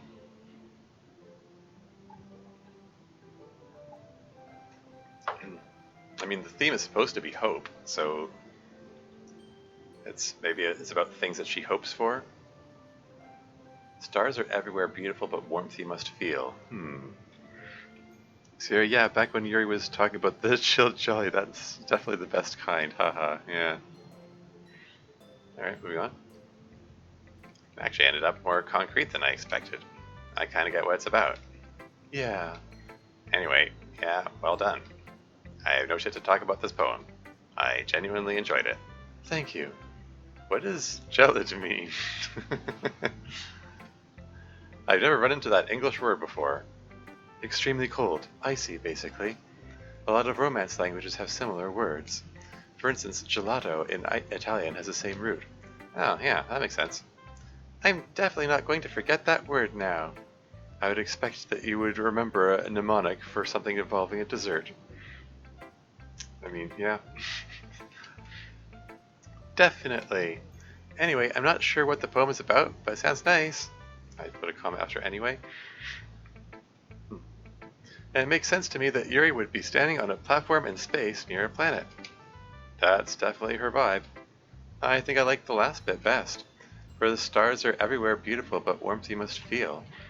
I think this is saying that even if you change your perspective, you could still enjoy the stars, but some things you have to be in a particular position to appreciate. I put a comma after perspective. You can still enjoy the stars, but some things you have to be in a particular position. Yeah. That is essentially correct, yes. I thought that was really well stated. You got that whole long sentence I just said across in a very elegant way. I do try my best. What did you write this week, Monika? Well, it might be another pretty characteristic poem. Perfect circle. I dance through the sand on a windy, beautiful beach. By the way, sorry, I did want to comment on the fact that after cutting to the poem, I noticed people are closing their mouths now. Frequently, like scene ends in this mod have had people like their mouths still hang open as the screen fades, and I don't know. It seems weird to my mind. I make a point of closing their mouths personally, but when I'm coding, anyway. Moving right along. I just wanted to comment on that. Perfect circle. I dance through the sand on a windy, beautiful beach. My hair is down, and I make no mistakes. I pick up a stick that's washed onto the shore. Perfect, flawless stick, and walking slowly, I begin to trace a shape in the sand. It is just a circle, a perfect circle. The stick drags a perfect V-shaped ditch in the sand, gently arcing around onto itself, a circle in the sand. And when I come back in 500 years, the circle is still there, undamaged by tide or wind or people walking, just a perfect circle, perfect in shape, perfect in permanence. Neat. I mean, it's, again, so the theme is hope. So she's hoping for immortality, I suppose. Cool. Moving right along. Of course you write about this theme much. But this is my favorite of your poems about this idea. Really? I like others that I've done better, I think. Many of them are good. But I love the metaphor you use here. Its simplicity makes it striking. It has a bold, unforgettable image to represent your idea. I like it quite a bit. Thank you, Yuri. That is high praise from you. Yeah, that's her equivalent of jumping up and down and saying she loves it. Is it just me, or are you two fighting a lot less these days? Is that? I don't know. There's been some gentle ripping there. I will kill entropy with my bare hands. Ahaha, yeah.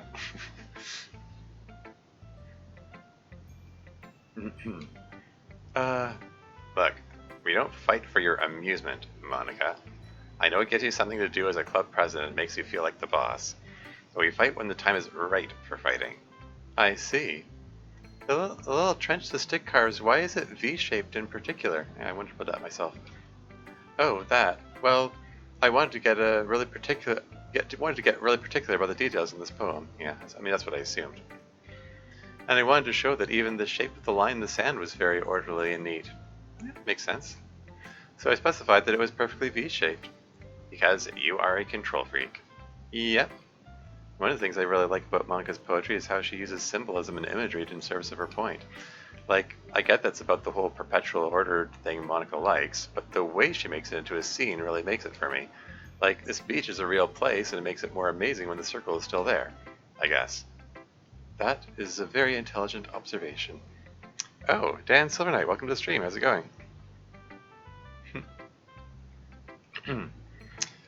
I love imagery in my poems so much for essentially the same reason. It is easier for the reader to form a connection. But whereas Monica then uses that connection to describe what she is thinking, I just like the reader to explore that image they have in their mind, whatever it may be. What did you write this week, MC? This. Becoming. Wow, he's tall. A little taller than me. And he's smart. Seems like he's been through a lot. He's got that confidence. But not in that mean way that rubs it in your face. In that quiet way that shows he has strength, but so much strength that he doesn't need to flaunt it. It's cool how he's able to lean on the people around him and have them lean on him without any expectation or judgment, just as a thing that happens. And he seems happy, like he's found what he wants to do and is doing it, without second guessing and with total commitment. He's so cool.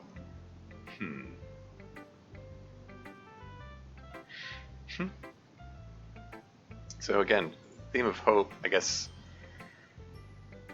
this is expressing the hope. I mean, again, the running theme of MC writing poems about his own personal growth.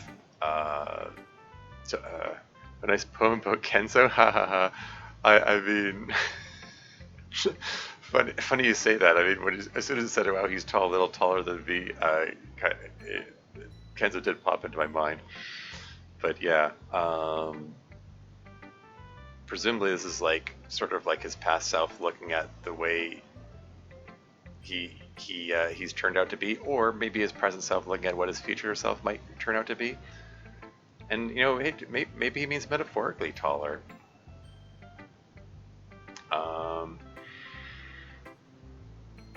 But it's neat that he specifically refers to being able to lean on people while they lean on him, like that sense of mutual support of friends.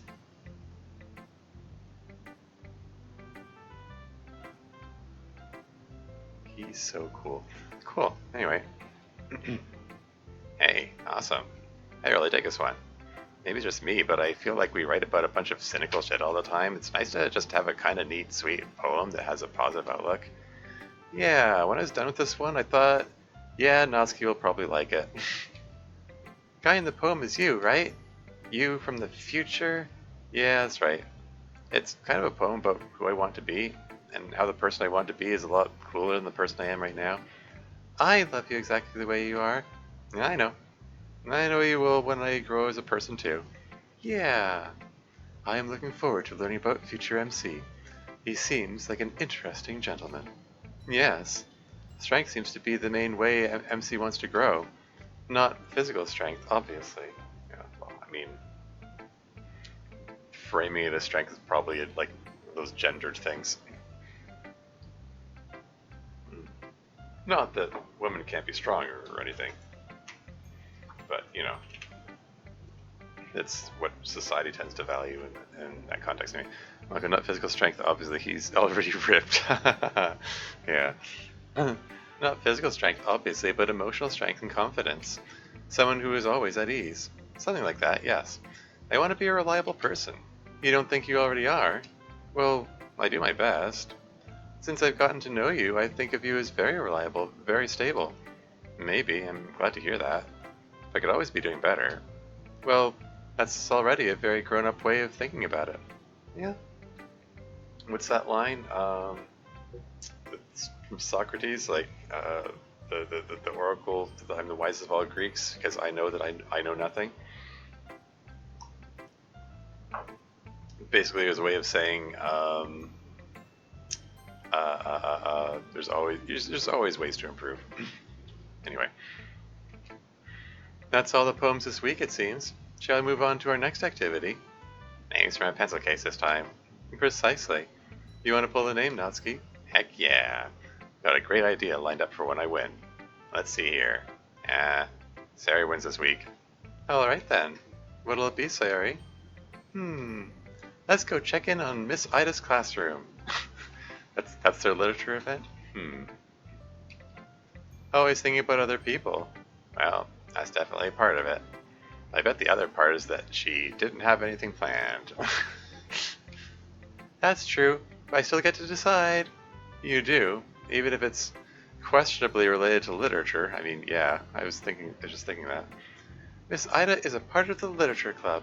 She's been working herself to death recently. We should go make sure she's okay. And true enough.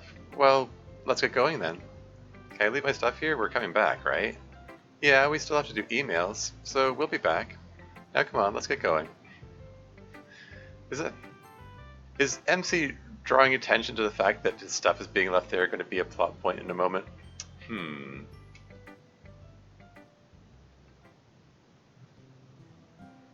Yeah, are the lights out? It's all desaturated here.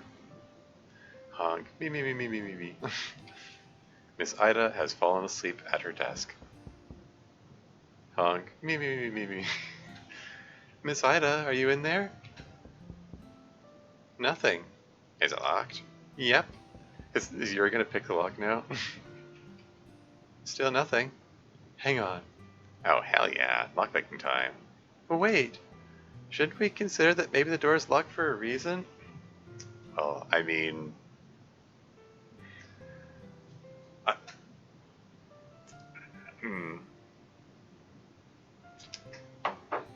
I mean, like... From their perspective, I mean, if they're knocking and Miss Ida isn't answering, presumably they would expect that means that she isn't in there. So it is a little weird to be picking the lock to go in there in that context. I mean, I would think if there's no... okay, whatever, moving on.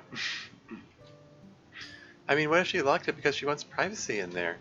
It seems like she'd at least tell us she's busy or something. Plus, I get to pick locks this way. It'll only take a moment. Hold on. And... me. What was the other? What was the other snoring sound effect that somebody suggested? There was honk me, and what was the other one? I've already forgotten. Well, that's actually kind of adorable. Kind of worrisome, though. This isn't like her. You're right, it isn't. But now, what are we going to do? What's the next step, Sayori? I hadn't thought that far ahead. Is there food around? We could bring her food. I think she needs rest more than she needs food right now, Sayori. Yeah, that seems true. But also, this isn't the best place for her to sleep. She should go home and rest. But wouldn't waking her up for that purpose be a little counterproductive? they're just talking over her sleeping form here. Maybe we should just let her sleep. No, I know what we need to do. Uh-oh, I don't like that look. This calls for a plan. Another plan? Your plans don't have the greatest track record. False. Plan number 1: get Sayori and MC together. Hey, did you just compromise your own op? Natsuki, I thought that was supposed to be secret.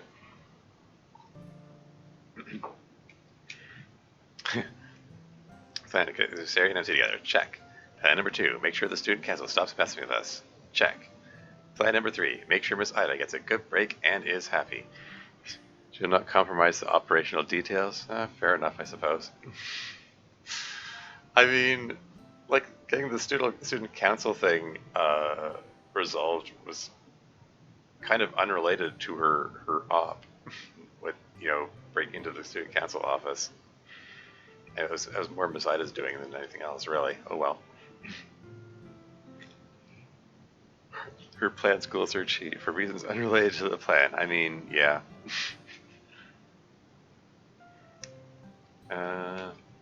And what plan have you come up with that applies to the situation? Well, I don't have a plan yet, obviously. We just found it like this. I will come up with a plan for us to do later to make sure her life is in good shape. For now, she just needs to make sure she doesn't catch a cold. I put a comma after now. Hang on. Natsuki looks about the room. Oh man, Sayashi, she's using it as a coat stand now. Hey, we're bringing back Sayashi, the skeleton. Yeah, rough. Well, at least you probably keep warm this way.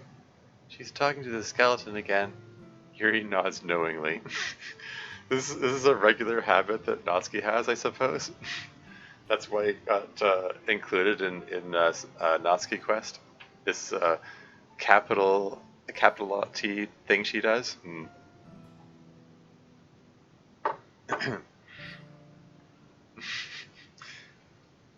Anyway, bud, sorry I take your jacket, but your pal over here needs it more. Natsuki removes the jacket hanging from the display skeleton in the back. She walks over and yeah, okay. It's good that it qualified qualified that for the people who didn't play that bit in Natsuki Quest, I suppose. She walks over and I mean you already yeah.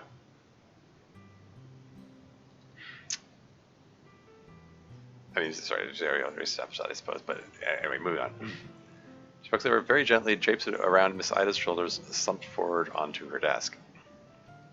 After waiting for a moment to watch Miss Ida sleep, she comes back. I guess Miss Ida's just a really heavy sleeper. There. At least you won't catch a cold down. We should probably go back, right? Don't want to wake her up. Sayori, this is your idea. Yeah, I think Natsuki's right. This is probably all we can do for her now. Let's get going then. Be careful to close the door quietly on the way out. Miss Ida's just gonna wake up, her coat's on her, and it's just like, nobody's here and the door is locked. I mean, I suppose if Miss Ida doesn't know that Yuri can pick locks, she might presume that Monika just, used president powers to teleport in or whatever. Hey, for that matter, they could probably Monika could probably just relocate Miss Ida back to her home, like right into her bed. Ida, thanks, Sashi. Yeah. I'll think about who had the coat last. Yeah. Yeah.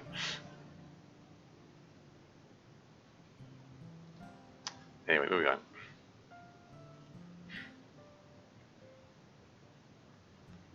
So I guess we're on to emails at this point. Is everything else set up, Sayori? You ready to go, Chief?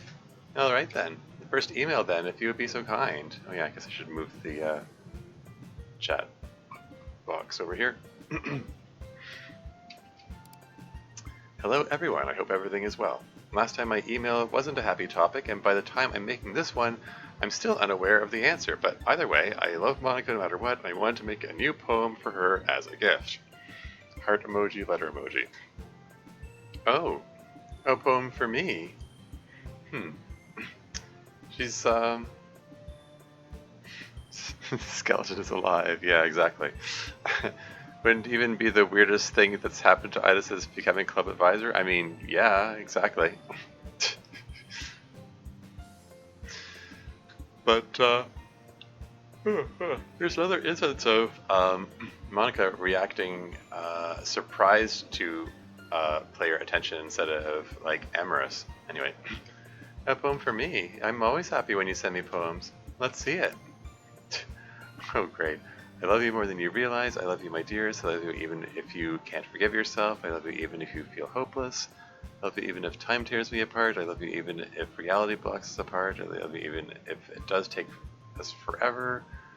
Oh boy, okay. I'll get through this. I love you because it's you. I love you because you are my joy and happiness. I love you because you're real to me.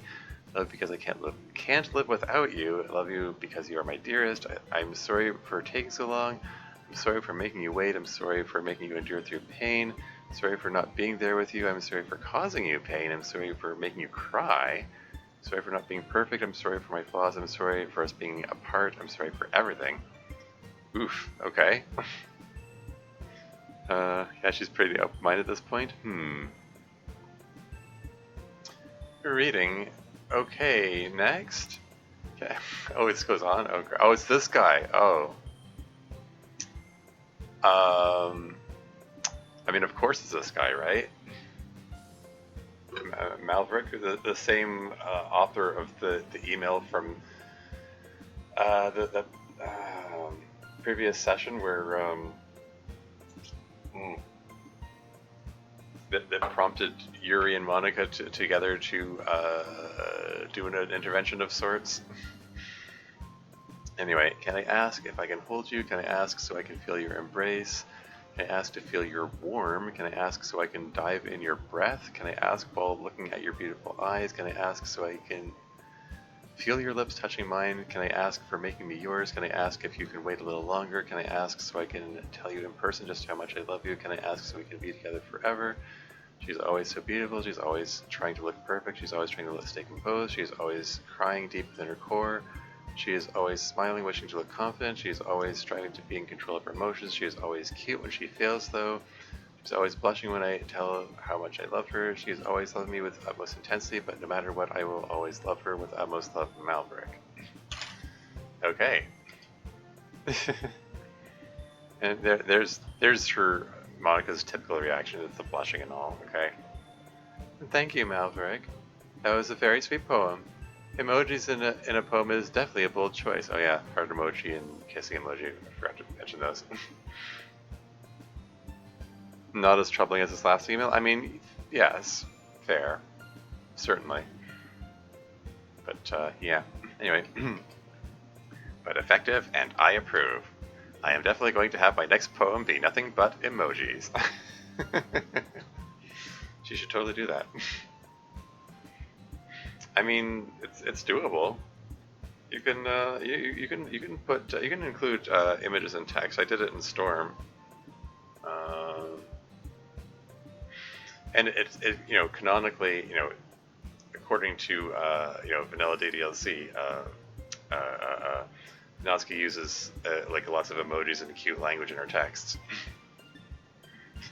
Here's the topic for next time, even. Yeah. Anyway, moving on.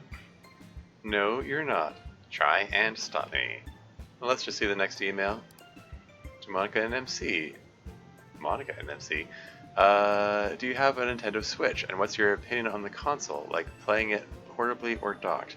My second question is, in your world, do you have the... I know this is a topic people don't like to talk about, but do you have the virus there or is not there and stay safe? Wow, that was... This sentence needed a punctuation. Presumably they're talking about COVID-19 there. Which is a question which is already answered, but oh well. And the Switch, huh? I don't have one. I do. I think it's a great console no matter which way you play it. But obviously it being a mobile console is super cool. Being able to play full-on AAA video games on the go is wild, isn't it? Sayori and Natsuki have one too. You probably think that Natsuki plays hers more, but Natsuki has a bunch of other consoles and her PC. What about...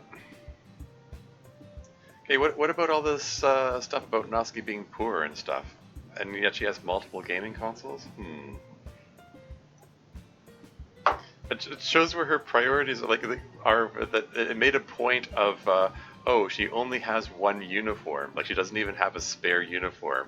But she has multiple consoles and a PC. Yeah, how did she get those? Anyway, moving right along. Whereas Sayori's Switch is basically the only thing she usually plays games on, it's definitely her style. So yeah, again, great console. We do not have COVID in here, no, thankfully. One of the rare advantages of living in the simulation. But you do. So get vaccinated and you stay safe too, okay? Shoot, that's a reminder, I need to get my 5th shot. I'm due for that now.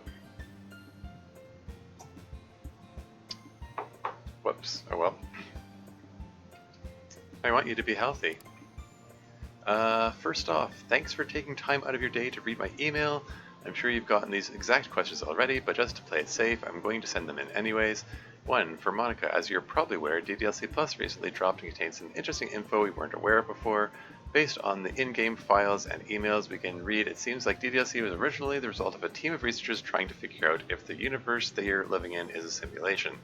So they created a limited scale simulated universe, yours, and gave one of the entities, you, elevated access to see what would happen to the psyche of someone who knew they were living in a simulation. All the pain and suffering you and the rest of the club had to endure was all because of some researchers trying to keep their jobs. I was wondering what your thoughts are on this revelation, and if you knew any of this in advance, or if this is news to you too. It's unknown if this was intentional or not, but your name seems to come from the phrase monitor kernel access, which is what someone who is living in a simulation fully aware of it should be able to do. According to one of the emails sent by one of the researchers, it seems like you were meant to be the only one who could be self-aware. The whole idea of the club president becoming self-aware, it just seems to be a simulated universe you live in, panicking and correcting itself if you suddenly aren't in it, which is why Sayori became self-aware after you were deleted in the original game, which begs the question, how are you guys are able to choose who has elevated access by voting in who the club president is? I'm guessing that's a function you added when reconstructing your universe, unless it isn't, which just adds a whole other layer to this mystery. I mean, again, the answer is the same as the answer to everything else, is that the rules for how the simulation works are just kind of fuzzy in general. But if you take Sayori's statement from the end of Act 4 of the original game to directly mean that yes, being present gives you powers of the simulation, then yeah, I guess assigning that's just something about the way the simulation works, and assigning someone else president role just does that, I guess. Anyway, moving right along. Oh boy, this is a long one. Give me a second to read it. Yeah, it's multiple parts too. Still gonna need a second to read it. Okay, so like a lot of things with DDLC Plus, there are a few pieces of conflicting canon as far as you're concerned. Comma should be outside the quote there. For instance, I had always believed that my name was a pun on the Japanese word for squid. What the? What's this? Likely ban evader restricted? Oh, okay. Sorry, I'm yeah, wow, that's a second, we didn't see that message, interestingly. Yeah, funnily, it doesn't show in Twitch chat, but my hook, which picks up the message, brings it up over here, so, whoa, dogehype.com, what an incredibly trustworthy URL. Yeah, I know, right? So let's just ban this person. Boink. And can I just refresh? If I hit refresh on this, does that clear that message? Or did it cleared everything? Whoops. Oh no, it's back in. I think. I'm looking at teeny weeny vision in the distant monitor over here. Evade that? Yeah. But anyway, yeah, found the Japanese word for squid. Monitor kernel access is a convenient backronym, though. Backronym? What is this? I haven't heard the term backronym before, but I can sort of infer the meaning that it's this is like a retconned acronym. I mean, I sort of assume that Dan Salvato didn't plan that in advance. I mean, like, or at least if he did, he waited 3 years to, well, more than 3 years, like 3.5 years, to come out with that. Backronym is when you fit the words to the acronym you want. Yeah. Yeah, fair enough. Anyway, convenient backronym, though. To be honest with you, I don't know what the truth is.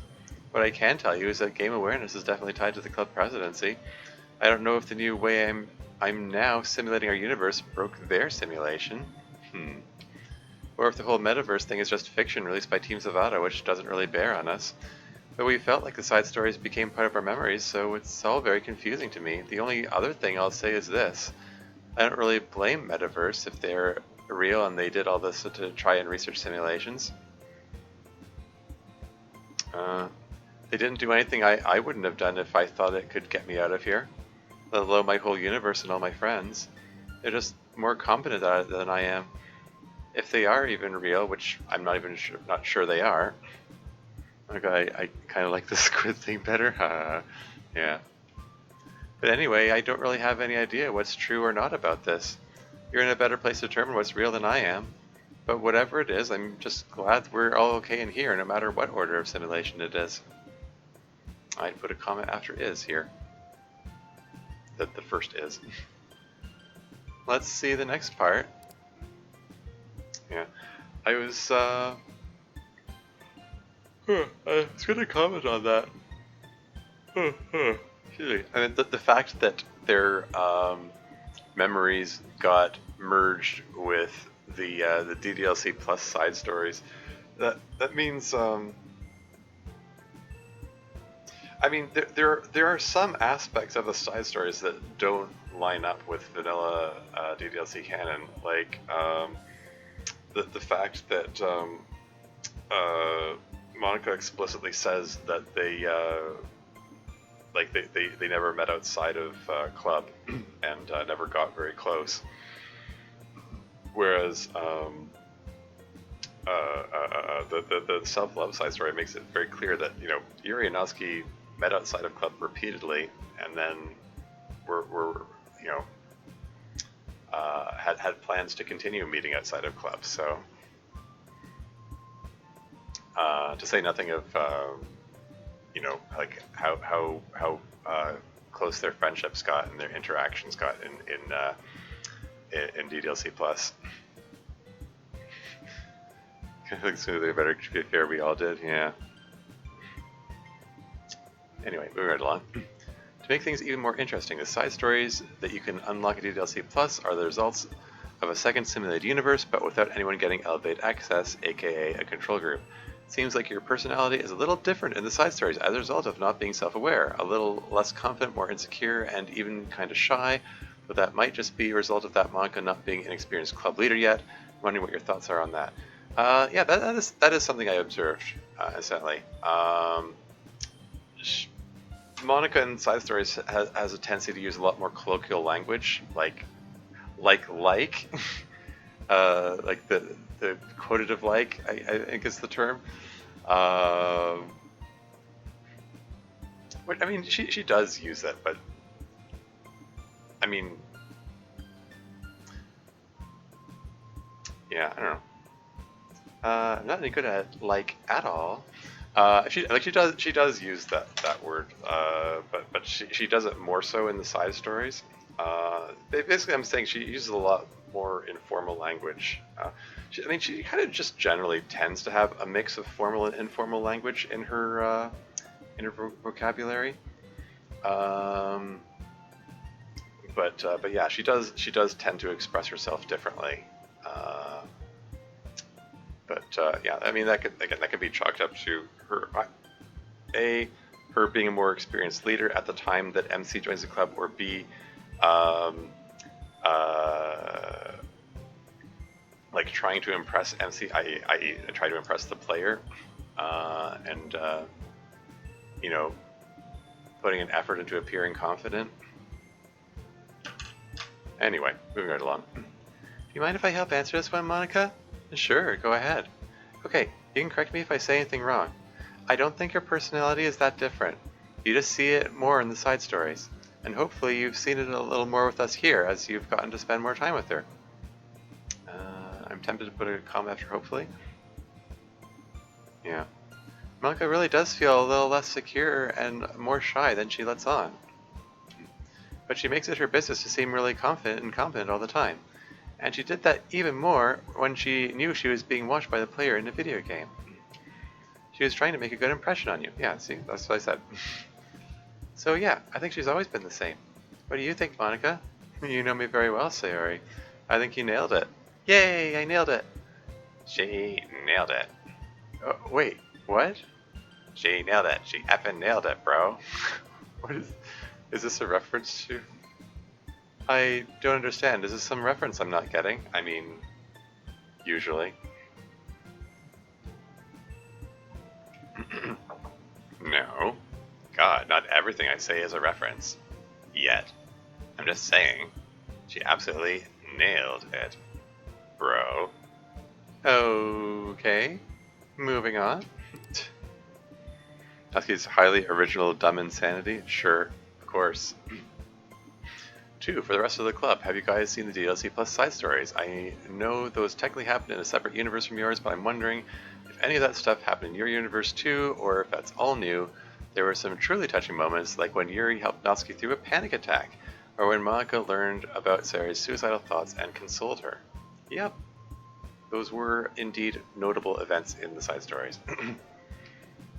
Yeah, we have not only seen them, but when they came out, they kind of became part of us. Like we remember them happening, even though they probably really didn't, and even though they conflict with other memories we have. I mean, yeah. That's good. Oh, I already read that. But still, I'm glad we have those memories. They're all things that bring us closer, and I feel like they make me a better person, especially where Sayori is concerned. Oh, she's got tears in her eyes now. I always knew you were someone I could trust, even when bad things were happening. You are a really good person. Thank you, Sayori. Thank you. I also like the side stories. Makes us closer friends than ever before. Most of us. She's still hung up on MC not being there, I guess. MC got left out. Yeah, but that's understandable. Yeah, I guess. I especially liked how Yuri and Natsuki came to depend on each other. Natsuki's reaction there, and Yuri's sweat drop. Instead of that weird, really tense relationship they have sometimes, it is both at different times. No matter how much we may see things differently, and no matter how much we may argue, we do depend on each other. It is fortunate that we have such different strengths, for we supplement each other's weaknesses very nicely. Aw. Yeah, what she said. Winked out of existence. And 3. And finally, for MC, DLC Plus revealed to us a concept art sketch for your design. We never actually saw your face in the original game, but it seems that artists made a sketch for your design just in case. Closest we ever got to seeing you was a CG of you hugging a crying Sayori, but we only saw you from behind. The sprite we see you as now looks more like that design, does it? Concept art sketch looks more like a combination of you and Kenzo, but with broader shoulders. Obviously, you guys look different to each other than how we see you, but I was wondering what you thought of this MC design anyways. Sorry for this being a long one. Enjoy yourselves. Oh, right. That's right. Definitely looks more grown up than me. Yeah, I actually have trouble believing that a guy who looks like that would do all the dumb stuff I did then. I mean, yeah. I mean, honestly, yeah. Like, this version of the sprite, I think, Childish N really captured what the MC as he is expressed in the original game.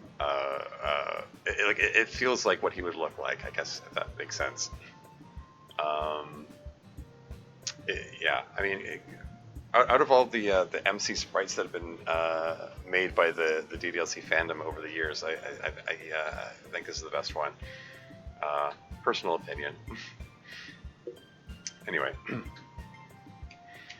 he doesn't feel like as big a goofball as I am, because I am kind of a goofball, although I'm trying to be less of one, but not too much less. Okay? Don't worry, Bun. I'm always happy to be a goofball with you. You better. Thank you for the email. Don't worry so much about the length. If it's got good questions, we don't mind a long email. Let's bring up the next one. Yeah. Okay, there's another Chaka email. I am going to go use the washroom. I will be right back. And then we'll see Chaka's email when I get back.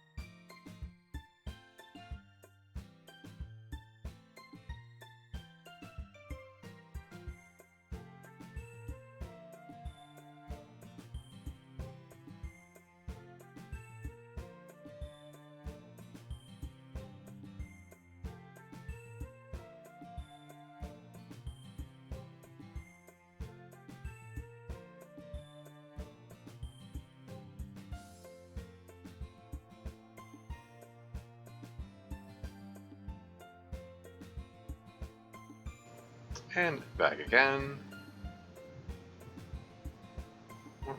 There we go. Okay.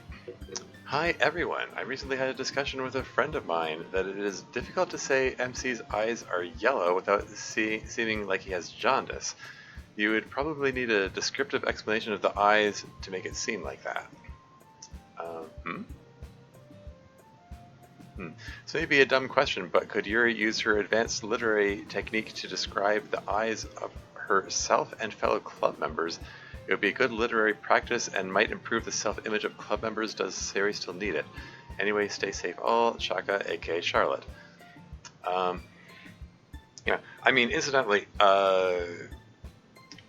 checking the eyes for jaundice is a diagnostic tool, by the way.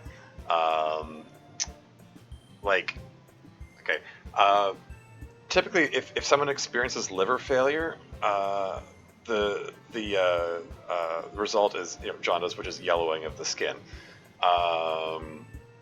This is because I know this from my schooling. Your blood cells, your red blood cells, they have a limited lifespan, and when they die, they turn yellow. And normally, the normal process in your body is your liver sorts through those dying yellow blood cells and recycles them until they can eventually get remade into new living blood cells. But if you're experiencing liver failure, that process doesn't happen, and dead blood cells accumulate in your blood. So yeah, jaundice is pretty concerning. Like if those dead yellow blood cells build up to such a level that they're visible, that is a big concern that there's something wrong with your liver. Liver is an important organ. It does all the metabolism in your body, or well, it does a lot of metabolism in your body. Building things and breaking things down. I guess breaking things down would be catabolism, but details. Anyway, yeah. But the thing is, the awkward part is looking for yellowing of the skin really only works with white people. For people of color, the yellowing doesn't show up as well, but you can still see it in the whites of the eyes. If the normally whites of the eyes turn yellow, that's a sign of liver troubles. So yeah, so that's what I believe Chaka is getting at here, saying MC's eyes are yellow. I mean, the pupils of his eyes are yellow, not the whites of his eyes. But it sounds like he has jaundice. Yeah. Anyway, I'm not exactly sure where she's going with this. Like, just scripted explanation and turning to Yuri's advanced literary technique. I mean, okay, let's see where this goes. Oh, hello, Shaka. It seems like this is essentially a question for Yuri. I see. So essentially, just describe everyone's eyes a bit artfully. Let's see. It's tempting to just use gemstones for everyone, but that is a cheap tactic. Hey! Hey! Are you calling turquoise cheap?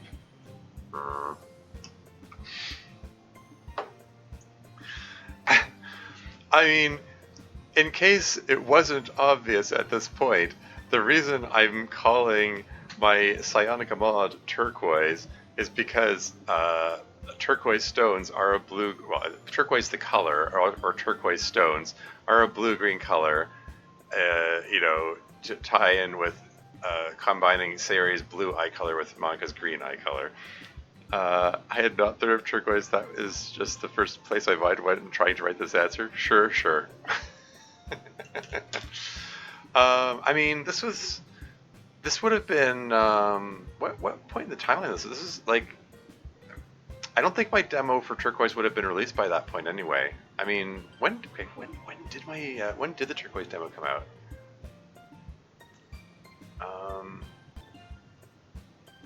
Is this gonna make the thing stutter? I heard the music stutter when I brought up Firefox.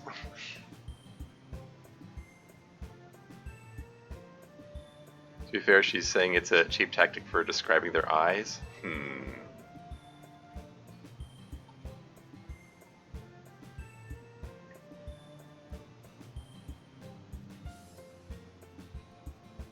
Do. Yeah, so the demo for Turquoise came out July 12th, 2022. So, and this is still early 20. I think this is still early in the timeline here. This is early 2022. So, I mean, Turquoise is still a work in progress at that point. I mean, I started writing Turquoise in 2021, but I didn't really make public that I was working on it, and then it just everything got stalled after the whole Carl debacle happened, and I was just really burnt out about writing DDLC mods, and I think the release of DDLC Plus contributed to that somewhat. And hell, the pandemic definitely did a number on that as well, for that matter. I kind of just stopped working on it for a while. There was a long stretch of time, where I hadn't, I just wasn't doing anything with it.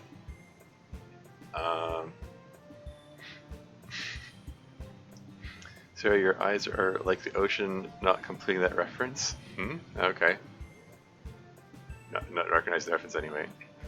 Probably trying to spare Monika another Emerald comparison. Emerald Queen, haha. Yeah, that's fair.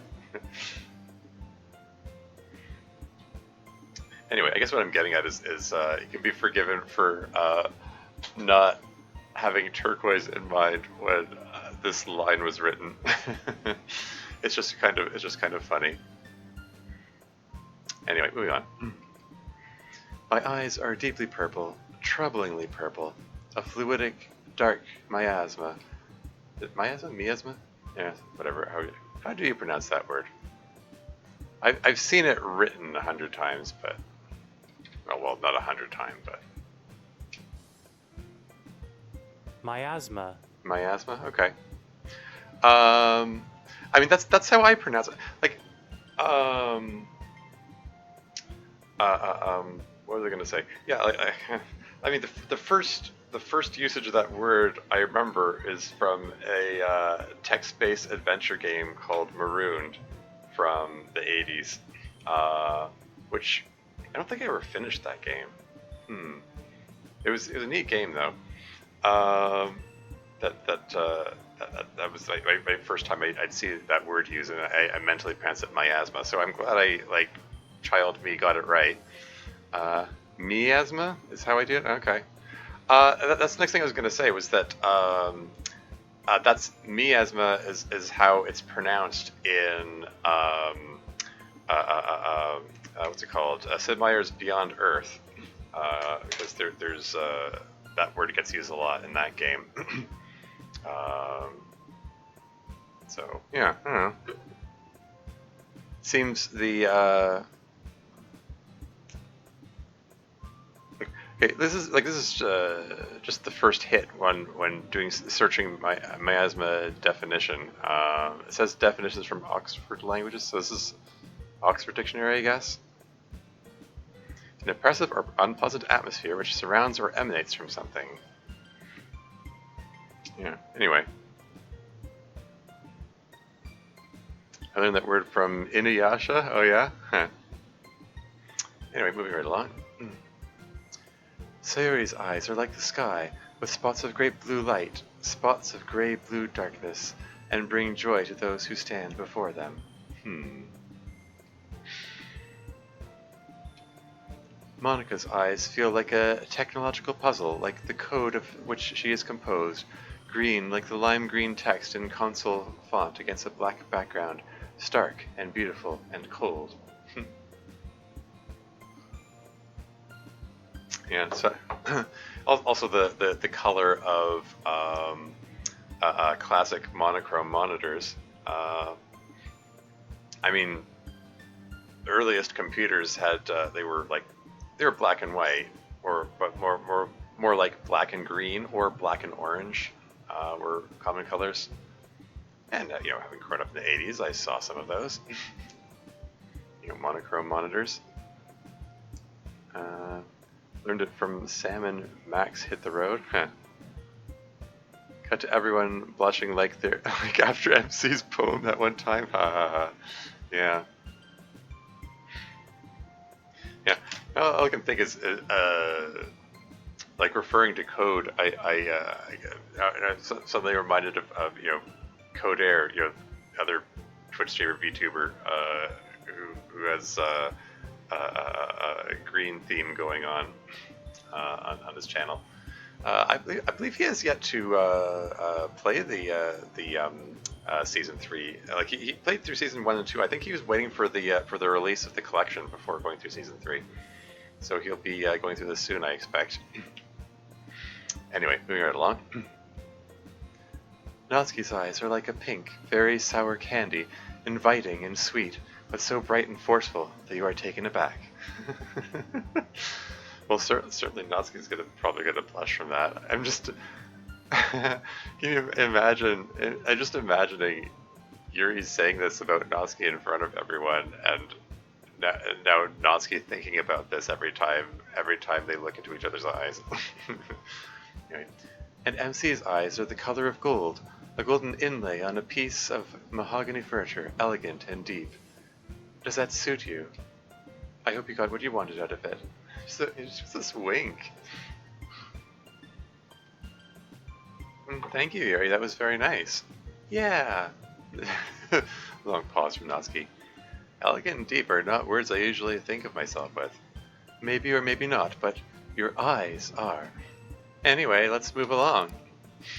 Oh, we didn't get to see a row of blushing sprites. Oh well. Oh, the Dokis. I just thought of an easy to guess of nickname for Monika, Monokun. Rate it 1 to 10 so I know how bad my ideas are. From Mustardman25. 5.5 out of 10. Oof. I don't really feel like a Kun much, or a Chan for that matter, or anything. I'm just Monika, of course. All the other students at the school call you Monika Senpai, though. Except for us seniors, of course. Anyway, I give the name a 4 out of 10. She's just not a Kun. If you wanted to give her a cutesy nickname like that, I would call her Monachi. Plus, it kind of sounds like Monichi because she's number 1.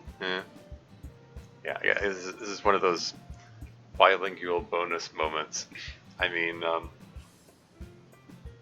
I think that's the name of the trope from tvtropes.org. Bilingual bonus, like if you know the language, there's you get more out of it. Indeed. Anyway, very cute, Sayori. I know, but yeah, name-wise, I'd agree it's like 5 out of 10. It's not awful, but it just doesn't feel like her. I think it's a little better than that. I would give it a 6.5 out of 10. I think Monika can be something of a Kun at times, although I would agree that it does not fit her general persona. Yeah, I don't know. I can't say I have a particular connotation in mind of the suffix Kun, so add it to the CM tropes list? Sure. Still, I'm sure she'd accept the nickname if it's what you wanted to call her.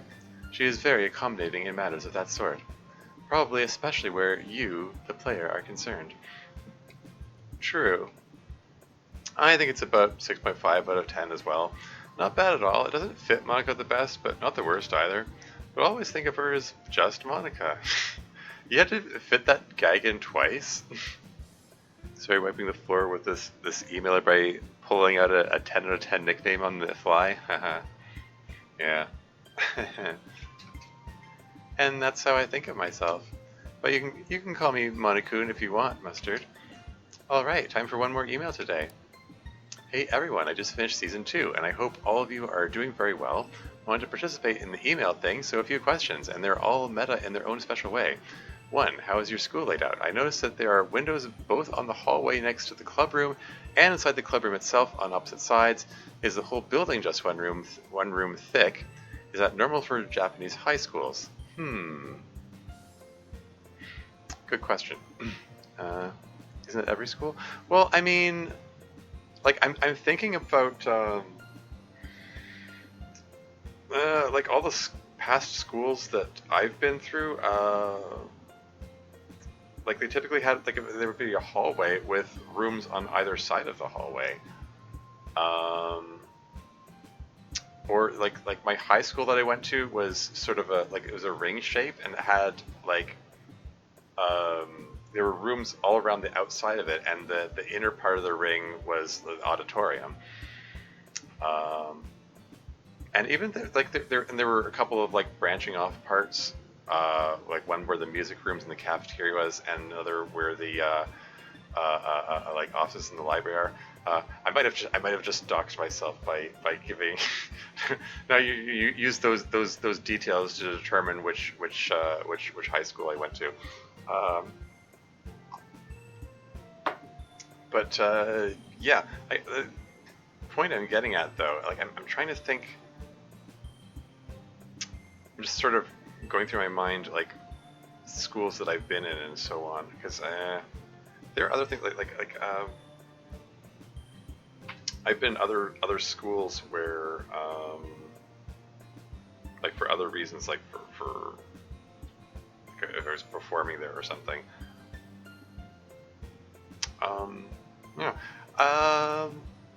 Yeah, I can't think of any schools that I've been in where like you'd have a row of windows off the hallway, you know? I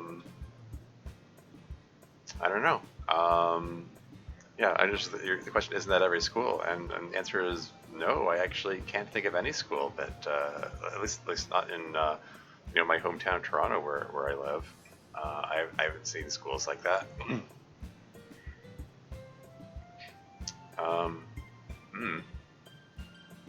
Yeah, this question of the whole building just one room thick. I don't know. Anyway, moving on. Is that normal for Japanese high school? Number 2, I am 100% sure that you've gotten like a million questions about DDLC Plus already, so I'm going to ask if you have any thoughts on it and that other emails haven't covered. 3, how far out do you think your simulated cosmos go? Do you think things that we can't see with current technology even exist, like the fine details of exoplanets, or are they just literal points of light? And 4, may I have the super secret Discord invite? I promised not to cause trouble. Thank you for reading. Is every school? I meant every anime school. Haha. Okay. Yeah. Fair enough. Yeah, that tracks. Yeah. Ah, I see. Our school is made up of different hodgepodge of buildings from different time periods. The science building where Miss Ida's room is a lot newer than the older general building where this room is. But most of the places with classrooms do have a single hallway that leads onto a single row of classrooms. That way all the rooms have windows. Some of the hallways are in the middle of buildings and have rows of rooms on either side. Sorry, I'm hesitating. What do you mean that way all the rooms have windows? I mean, the rooms still have windows if you have them branching off the hallway.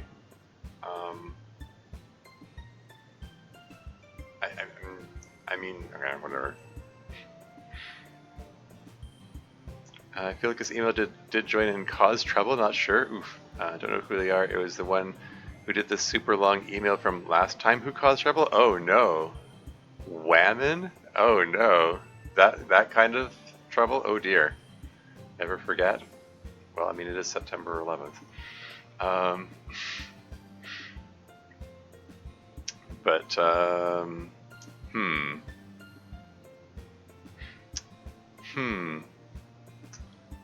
So when you say the super long email, like, okay, I mean, that's just like Maverick, or no, sorry, from last time, as in episode 4. Okay, so maybe not Maverick then, because Maverick they sent the email in episode 3, the one that was the troubling one that prompted the intervention. moment. A super long one with lots of reasonably thoughtful questions. Yeah, well, that's unfortunate. Anyway, moving on. Some of the hallways are in the middle of buildings and have rows of rooms on either side. And yeah, I'd say it's pretty typical. We're maybe a slightly bigger high school than average. That's because we're in kind of in the middle. We're in kind of in the middle of the city. I do believe that's a typo there, Dev. Screenshot. It's probably a redundant screenshot, but you know.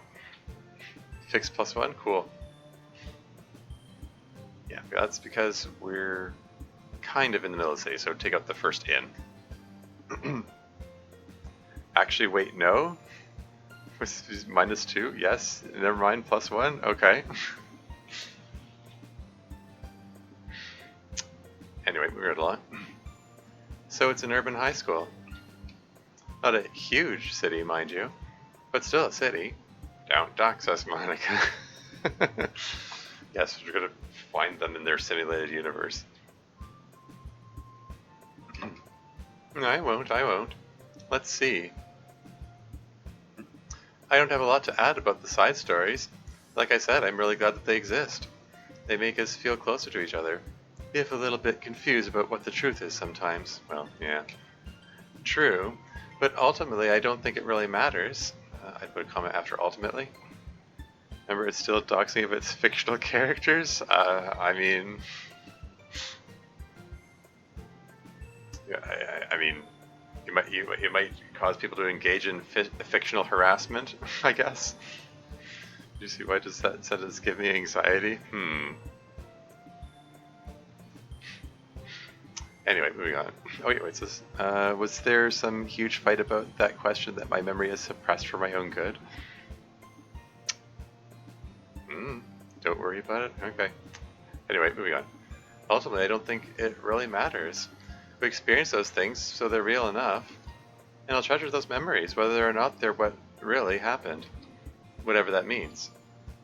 As for how far out our simulation goes, I mean, technically it goes out as far as your universe does, to infinity. But it renders things like stars very simply. In the simulation, faraway stars are just light points, not giant balls of gas. A lot of things get simplified like that for the sake of saving on processing power. Same thing with infectious disease, like I think we've already discussed. Yes, you have. But if, for whatever reason, we went out that far, the simulation should operate to refine some finer detail, like if we ever visit an exoplanet. I'd be tempted to put comma after if, and a comma after if, for whatever reason, comma, yeah. Because the phrase for whatever reason is a little aside. But if, for whatever reason we went out that far, the simulation should operate to refine some finer detail, like if we ever visit an exoplanet. But yeah, I've seen video games that do that. Refine some finer detail when you get closer. Like Subnautica comes to mind. Don't worry about, let's get you back to the home. Too late, my memory was jogged. Ugh. Oh no. What? Oh no. Sounds like there's some kind of unpleasant story there, which you are under no obligation to relate.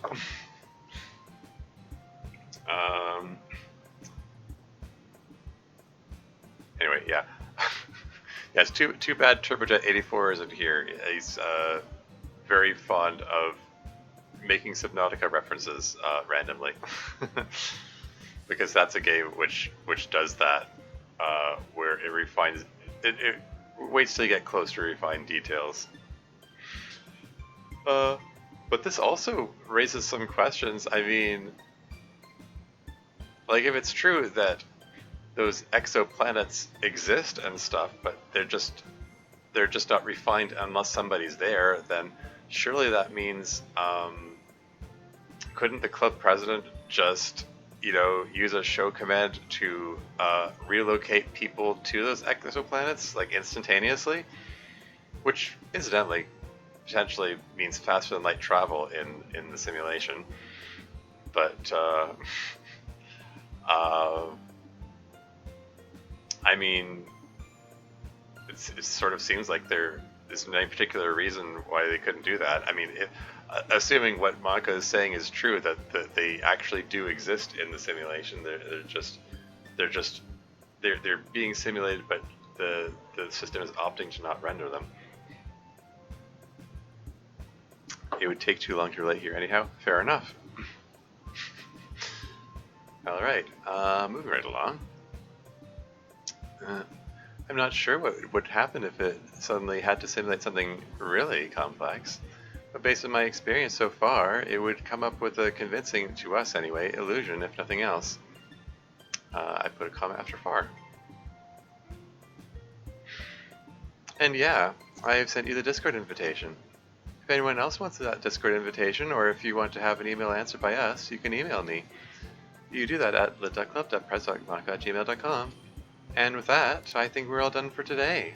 For poems next time, the theme will be a color. Should we make it a particular color? Blue! Alright, alright. A poem about the color blue, then, from everyone. Is blue just going to be a recurring theme in this episode? I mean, when we walked in on MC and Sayori and Yuri's conversation earlier, Sayori made a comment about MC looking good in blue. Running gag? Yeah. I mean, I'm presuming Sayori picked the color blue because, you know, the color of her eyes and so on. Anyway, moving right along. The color blue, then, from everyone. And unless there's any other business, I think we're done for today. I have other business. Okay, ... question mark? Okay, so, like I said, I want to do a scheme to help Miss Ida. Okay, yeah, I wondered if Miss Ida was going to come back into this. I mean, I was kind of hoping she would. Like, for real, not joking. Do you think we could meet a little earlier next time, like maybe 15 minutes earlier? I don't see why not. Can everyone be here? I will be here. Me too. I'm getting out of my last class super early next time because we have a sub.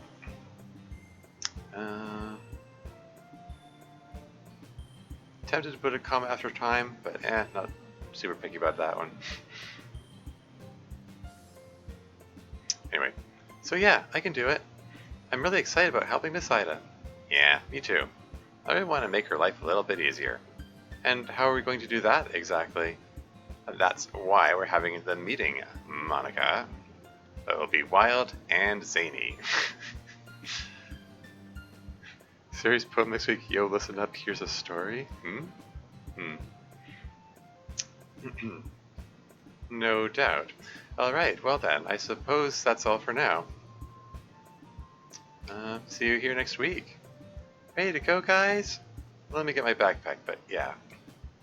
Is it the reference to his backpack again? Like, this session has twice made a pointed reference to MC's backpack. It's rather sus, you might say.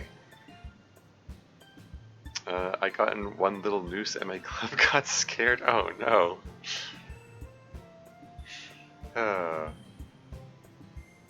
Wrong song?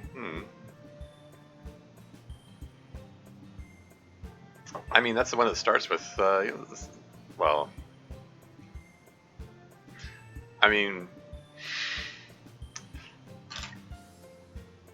geez, blue button me too, also reporting as a bug, sure. Yeah, the Eiffel 65 song fits well, I guess. Anyway, moving right along. As soon as MC is ready.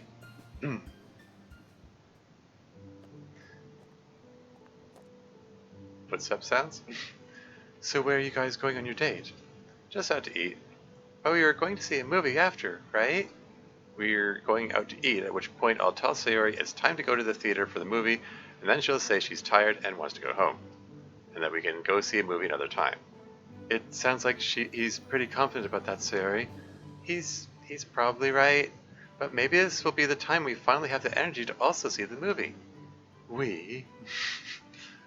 Okay, yes, me, mostly. But he gets tired too sometimes and wants to go home. True.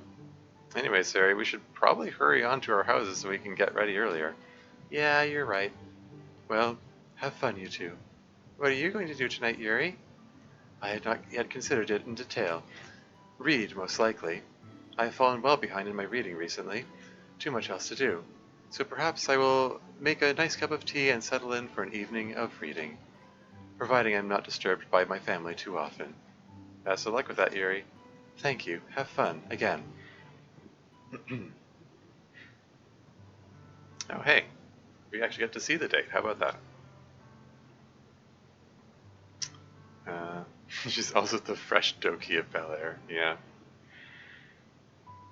Should I try to recount how that song goes? It's been a long time since I watched Fresh Prince of Bel Air. This is a story all about how my life got flipped, turned upside down. Take a minute, just sit right there. I'll tell you how to became the prince of a town called Bel Air. How does that go? West Philadelphia, born and raised, and I'm thinking of where I spent most of my days. Chilling out, maxing, relaxing, cool, and all, shooting the beatball outside the school. And a couple of guys who were up no good started major up in my neighborhood. I got one little fight. My mom got scared. She said, "You're moving with your auntie and your uncle in Bel Air." Whistled for a cab. When it came near, the license plate said fresh. It had dice in the mirror. I think I could say this cab was rare, but I thought, nah, forgot. Yo, home to Bel Air. Okay, yes, you got it? Oh, yeah. Thanks. Sorry, I didn't see the prompt.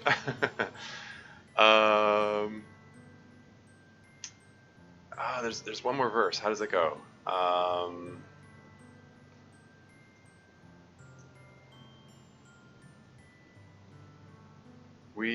Something about, there's this bit where he says the word slowly. We pulled up to the house around 7 or 8. I yelled to the cab, "Yo, home, smell you later." I looked at my kingdom. I was fine with there. Just sit on my throne as the Prince of Bel Air. Okay, now I think I got it more or less. It's weird how that sticks in the memory. I mean, didn't even watch that show super all that much back in the day, but I don't know. It's a memorable little rhyme, I guess. Anyway, same thing for me, actually. Thanks. Thank you, sir. We'll have it out shortly. Man, this place is kind of fancy. Because they called you sir? I guess. But also the whole place is kind of fancier than I'm used to. Yeah, me too. Still, I think it's cute that you feel weird being called sir. You put period outside the quotes. I mean, you got it right with the question mark outside the quote there, and then you put the period inside the quote. Oops. Oh well. I mean, strictly speaking, again, puncture. If you want to be prescriptivist instead of descriptivist, period inside quotes is acceptable. But if you want to be consistent with the rest of your writing, then period would go outside of the quotes. Usage determines meaning. Sure. But yes, I'm on team outside the quotes and thus belong to the quotes. Exactly. You better get used to it, though. It's going to happen more and more as you age. I mean, true. Not aging at all right now, though. Heck. I don't want to talk about that right now. What do you think Natsuki will come up with to help Miss Ida?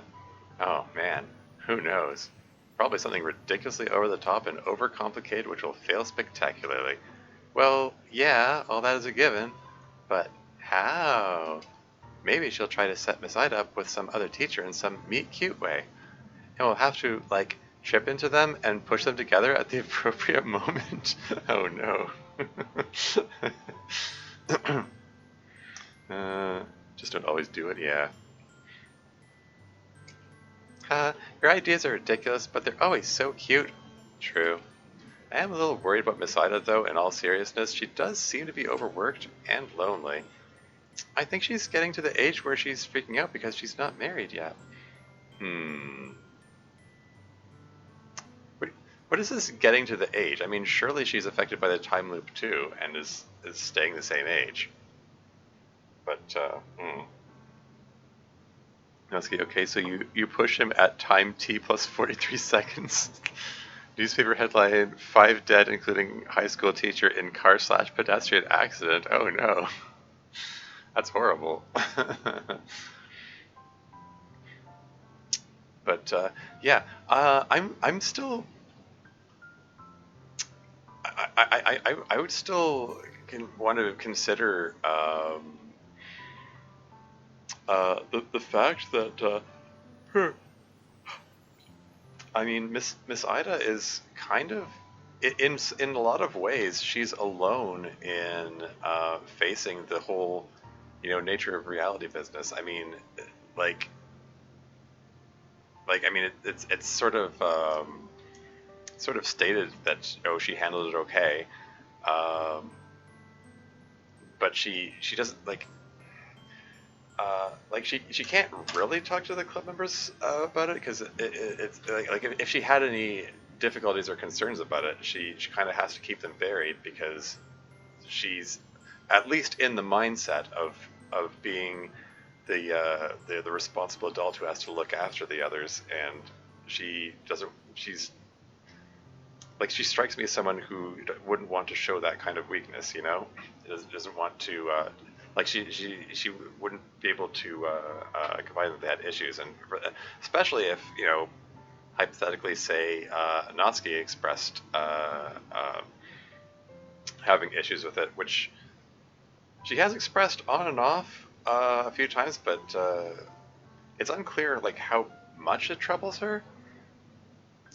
Hey, maybe that's something she confides in Yuri more than she does the others. Come to think of it, I mean, who knows what they talk about when they go off on their little trysts. I mean, if they talk at all, haha.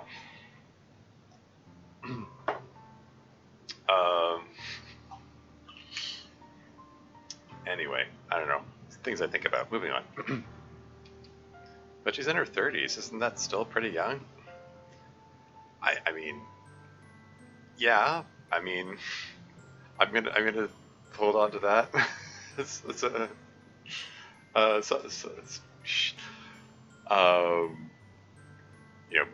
turning 42 later this month, so September 21st is coming up.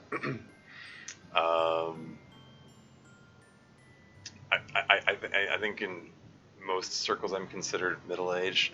There was a time when mid-30s was considered middle age. It wasn't too long ago that the average life expectancy was 70 years old, and then 35 would be the midpoint of that. But yeah, I mean, 30 is still pretty young. Although, like, like if you were, hypothetically, if you were like planning to start a family or something, like, by that, like have kids, there does come a point. I mean, that whole cliche of the biological clock ticking. I mean, modern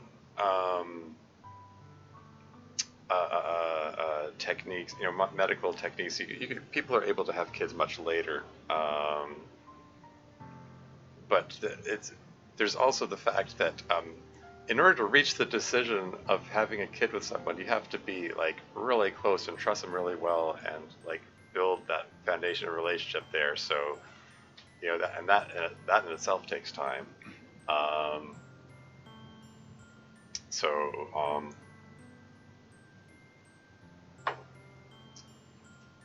don't know. What do I know? I mean, I can't really claim to be in this successful relationship, so maybe I shouldn't talk out my ass so much about this. I just noticed the chat, so let's move back over here again. I don't know. I guess I'm just pointlessly pontificating about subject I have limited experience in. Moving right along. She's in her 30s. Is that still pretty young? Probably not if you want to get married and you're not married yet. Guess I'd have to ask her.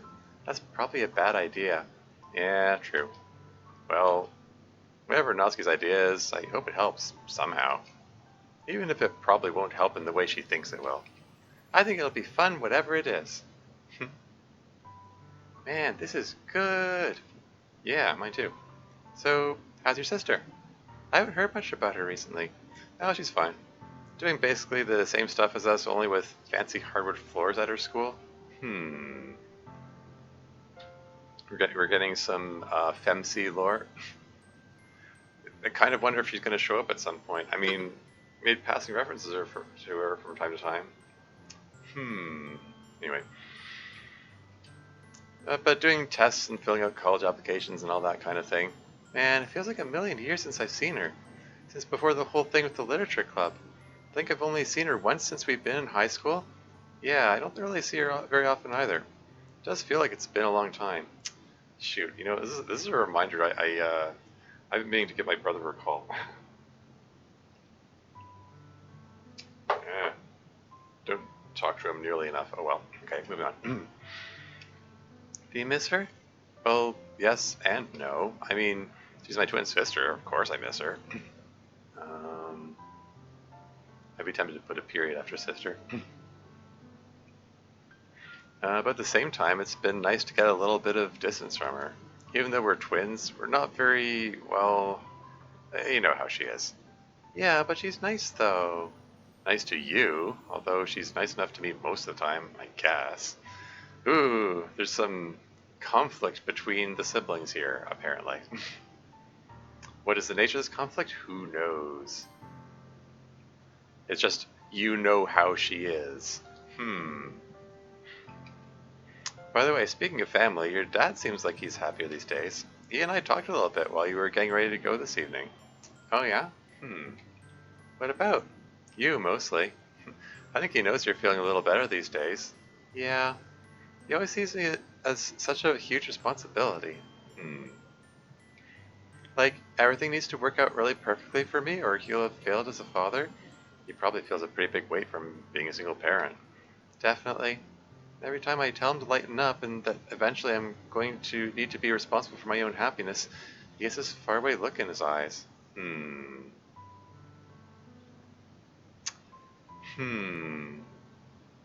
I'd put a comma after eventually. I'm just thinking, this, I never accelerate characters from being occasionally mentioned side characters to being focused. Ha ha ha. Yeah. But, no, I mean, I guess this could sort of fit in with that whole notion of, like, Sayori's dad, like, doing everything for her. Like, you know, like, preparing meals and getting her clothes ready and her school books ready and stuff. That, you know, maybe he feels the pressure of the responsibility of being a single parent, and he's just like overcompensating in some ways or something. Anyway, moving right along. And he's like, I made a promise to your mother. Oh, here's a question. Should that ellipsis be inside the quotes or not? Or would it look weird without an ellipsis outside a quote? Yeah, I don't know. Anyway. And it's like, I know you made a promise to Mom, but that doesn't mean you're responsible for my whole life. I mean, yeah. That one definitely belongs inside the quotes. Fair? Yeah. Sayori's dad is the one trailing off. Oh yeah, oh yeah. Yeah, I get it.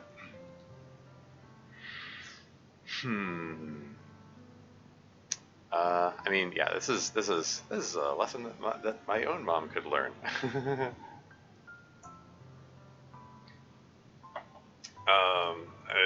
There are stories I could tell about that.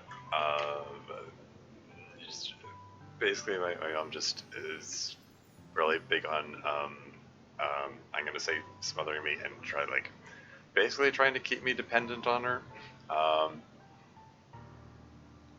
And it's not a great dynamic.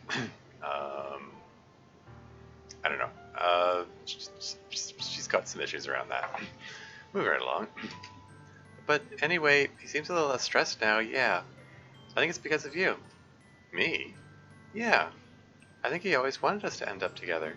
Plus, he knows that you make me really happy. That's cute. And that you take really good care of me. So I think he feels like because I'm with you, he doesn't need to worry so much about me. Well, he's right. And you do seem to still be getting better more and more. Yeah. I have whole days where I don't feel bad at all now. It's amazing. And then, when it gets bad again, I can remember that's probably only temporary. Hmm. Hey, this looks like it's touching on stuff that MC talked to Natsuki and Yuri about on the jetty in that CG in that one scene where Monika didn't exist. Because they were talking to him about making the good times really good, so she has something to to fall back on and remember, to remind her that things can still be good. Anyway, moving on. And that helps you get through it, and it makes the bad parts not as bad. I'm proud of you, Sayori. You're climbing Mount Everest after all. Mount Everest? Yeah. Remember when I asked you to get help that one night before we were going out and you told me you couldn't? Hmm. And I got kind of emotional about it. Oh, yeah. Well, that night you said that trying to do anything to battle your depression would be like climbing Mount Everest with no help and no equipment in your street clothes. But you're doing it after all. Yeah, I am, aren't I? You sure are. I hope you're as proud of yourself as I am proud of you. I'm getting there, I think. But it means a lot more to me that you're proud of me. Well, I'm glad I have some use. You have lots of uses. That's slightly suggestive. Oh man, so much stuff is still open. Do you want to go into some stores? Or actually go to the movie this time? Normally I would say yes, but... tempted to put a comma after yes. I'm so tired, and it's a school night. Alright, let's get you home then, tuckered out boyfriend. But I'm not forgetting that you were teasing me about running out of energy in front of the club. Well, in front of the club, in front of Yuri. Fair enough. I'm glad to be wrong. There's a short usage of that one background there. That's all for now. Don't forget to email Monika at the.club with your email questions or get a Discord invite. Correct your dominical for restaurant and street backgrounds. Press the text in the mod download. Thanks for playing club meetings. See you next time. There you go. That was episode, what, 29 was that?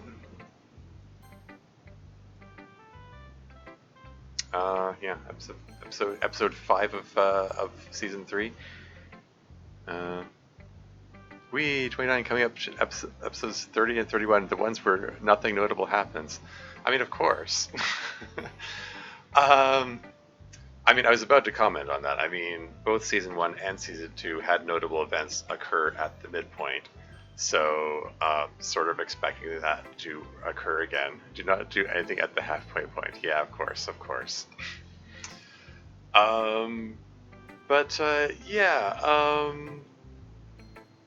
Yeah, funny, you know.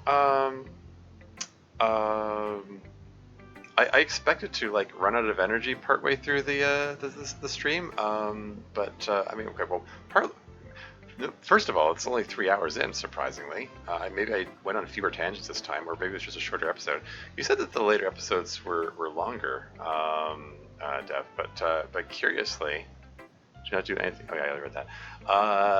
Curiously, the last few episodes, or at least the last few streams anyway, have been shorter compared to some of the streams of like season 1 and 2 episodes. I don't know. Maybe I'm just moving faster. But yeah. Excuse me. Yeah, I don't know what it is about it. I finding I just found I had a lot of energy today, I guess. I mean, I'm yawning now. And I just, yeah, I just kind of felt I didn't have any difficulty plowing through it. I mean, it might just be the energy might be born of the anxiety of the pressure of, oh yeah, have to I have to get some extra episodes in before the release of the collection on September 22nd. And maybe maybe I'm going to have a crash afterward. We'll see. But yeah, I'd like to keep this up. I'd like to see if I can get some more episodes in the coming week. I mean, maybe I won't get an episode in. I probably won't get an episode in tomorrow. I've got things I need to do. I don't know. I'll play it by ear. Maybe I'll change my mind. Go. Next 2 episodes are pretty long, FYI. They are on account of all the nothing. Yeah. Looking at the YouTube uploads, the longer ones are in the latter half of the season. Yeah. 31 is quite long. Well, the rest of the season starts to get very long. Okay. You know, like I said, I might not do it like one whole episode per stream. I might start dividing them up depending on how things go. We'll see how I feel. I like everything's up in the air, quite frankly. I'm sort of playing a lot of things by ear. Yeah, like my job situation, for instance, or lack thereof, as the case may be. Yeah, that's what I'm saying. Like, it was neat to do this stream today, but yeah, I should probably focus on doing other chores and things that I've been putting. I mean, not chores, but things from my to-do list that I need to do, basically. Should I bother reading out? My rehearsal that I mentioned has already started. They're probably still warming up, so it's like it's no big deal if I miss that part. Just take a peek at who's streaming. Anyone else playing any DDLC mods?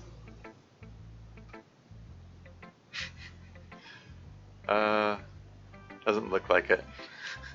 So when does it get scary? Question mark. Oh, it looks like someone's doing the Sayori depression talk scene. Presumably for the first time. Okay. Anyway, yeah, I'm not going to bother rating. Yeah. Yeah, interested to see what nothing is going to happen at the midpoint of the season. So yeah, looking forward to the next stream, whatever that ends up being. Like I said, probably not tomorrow, but I'm bad at planning these things, so hey, it might be. But we'll see. But yeah, that's all for now. Until next time.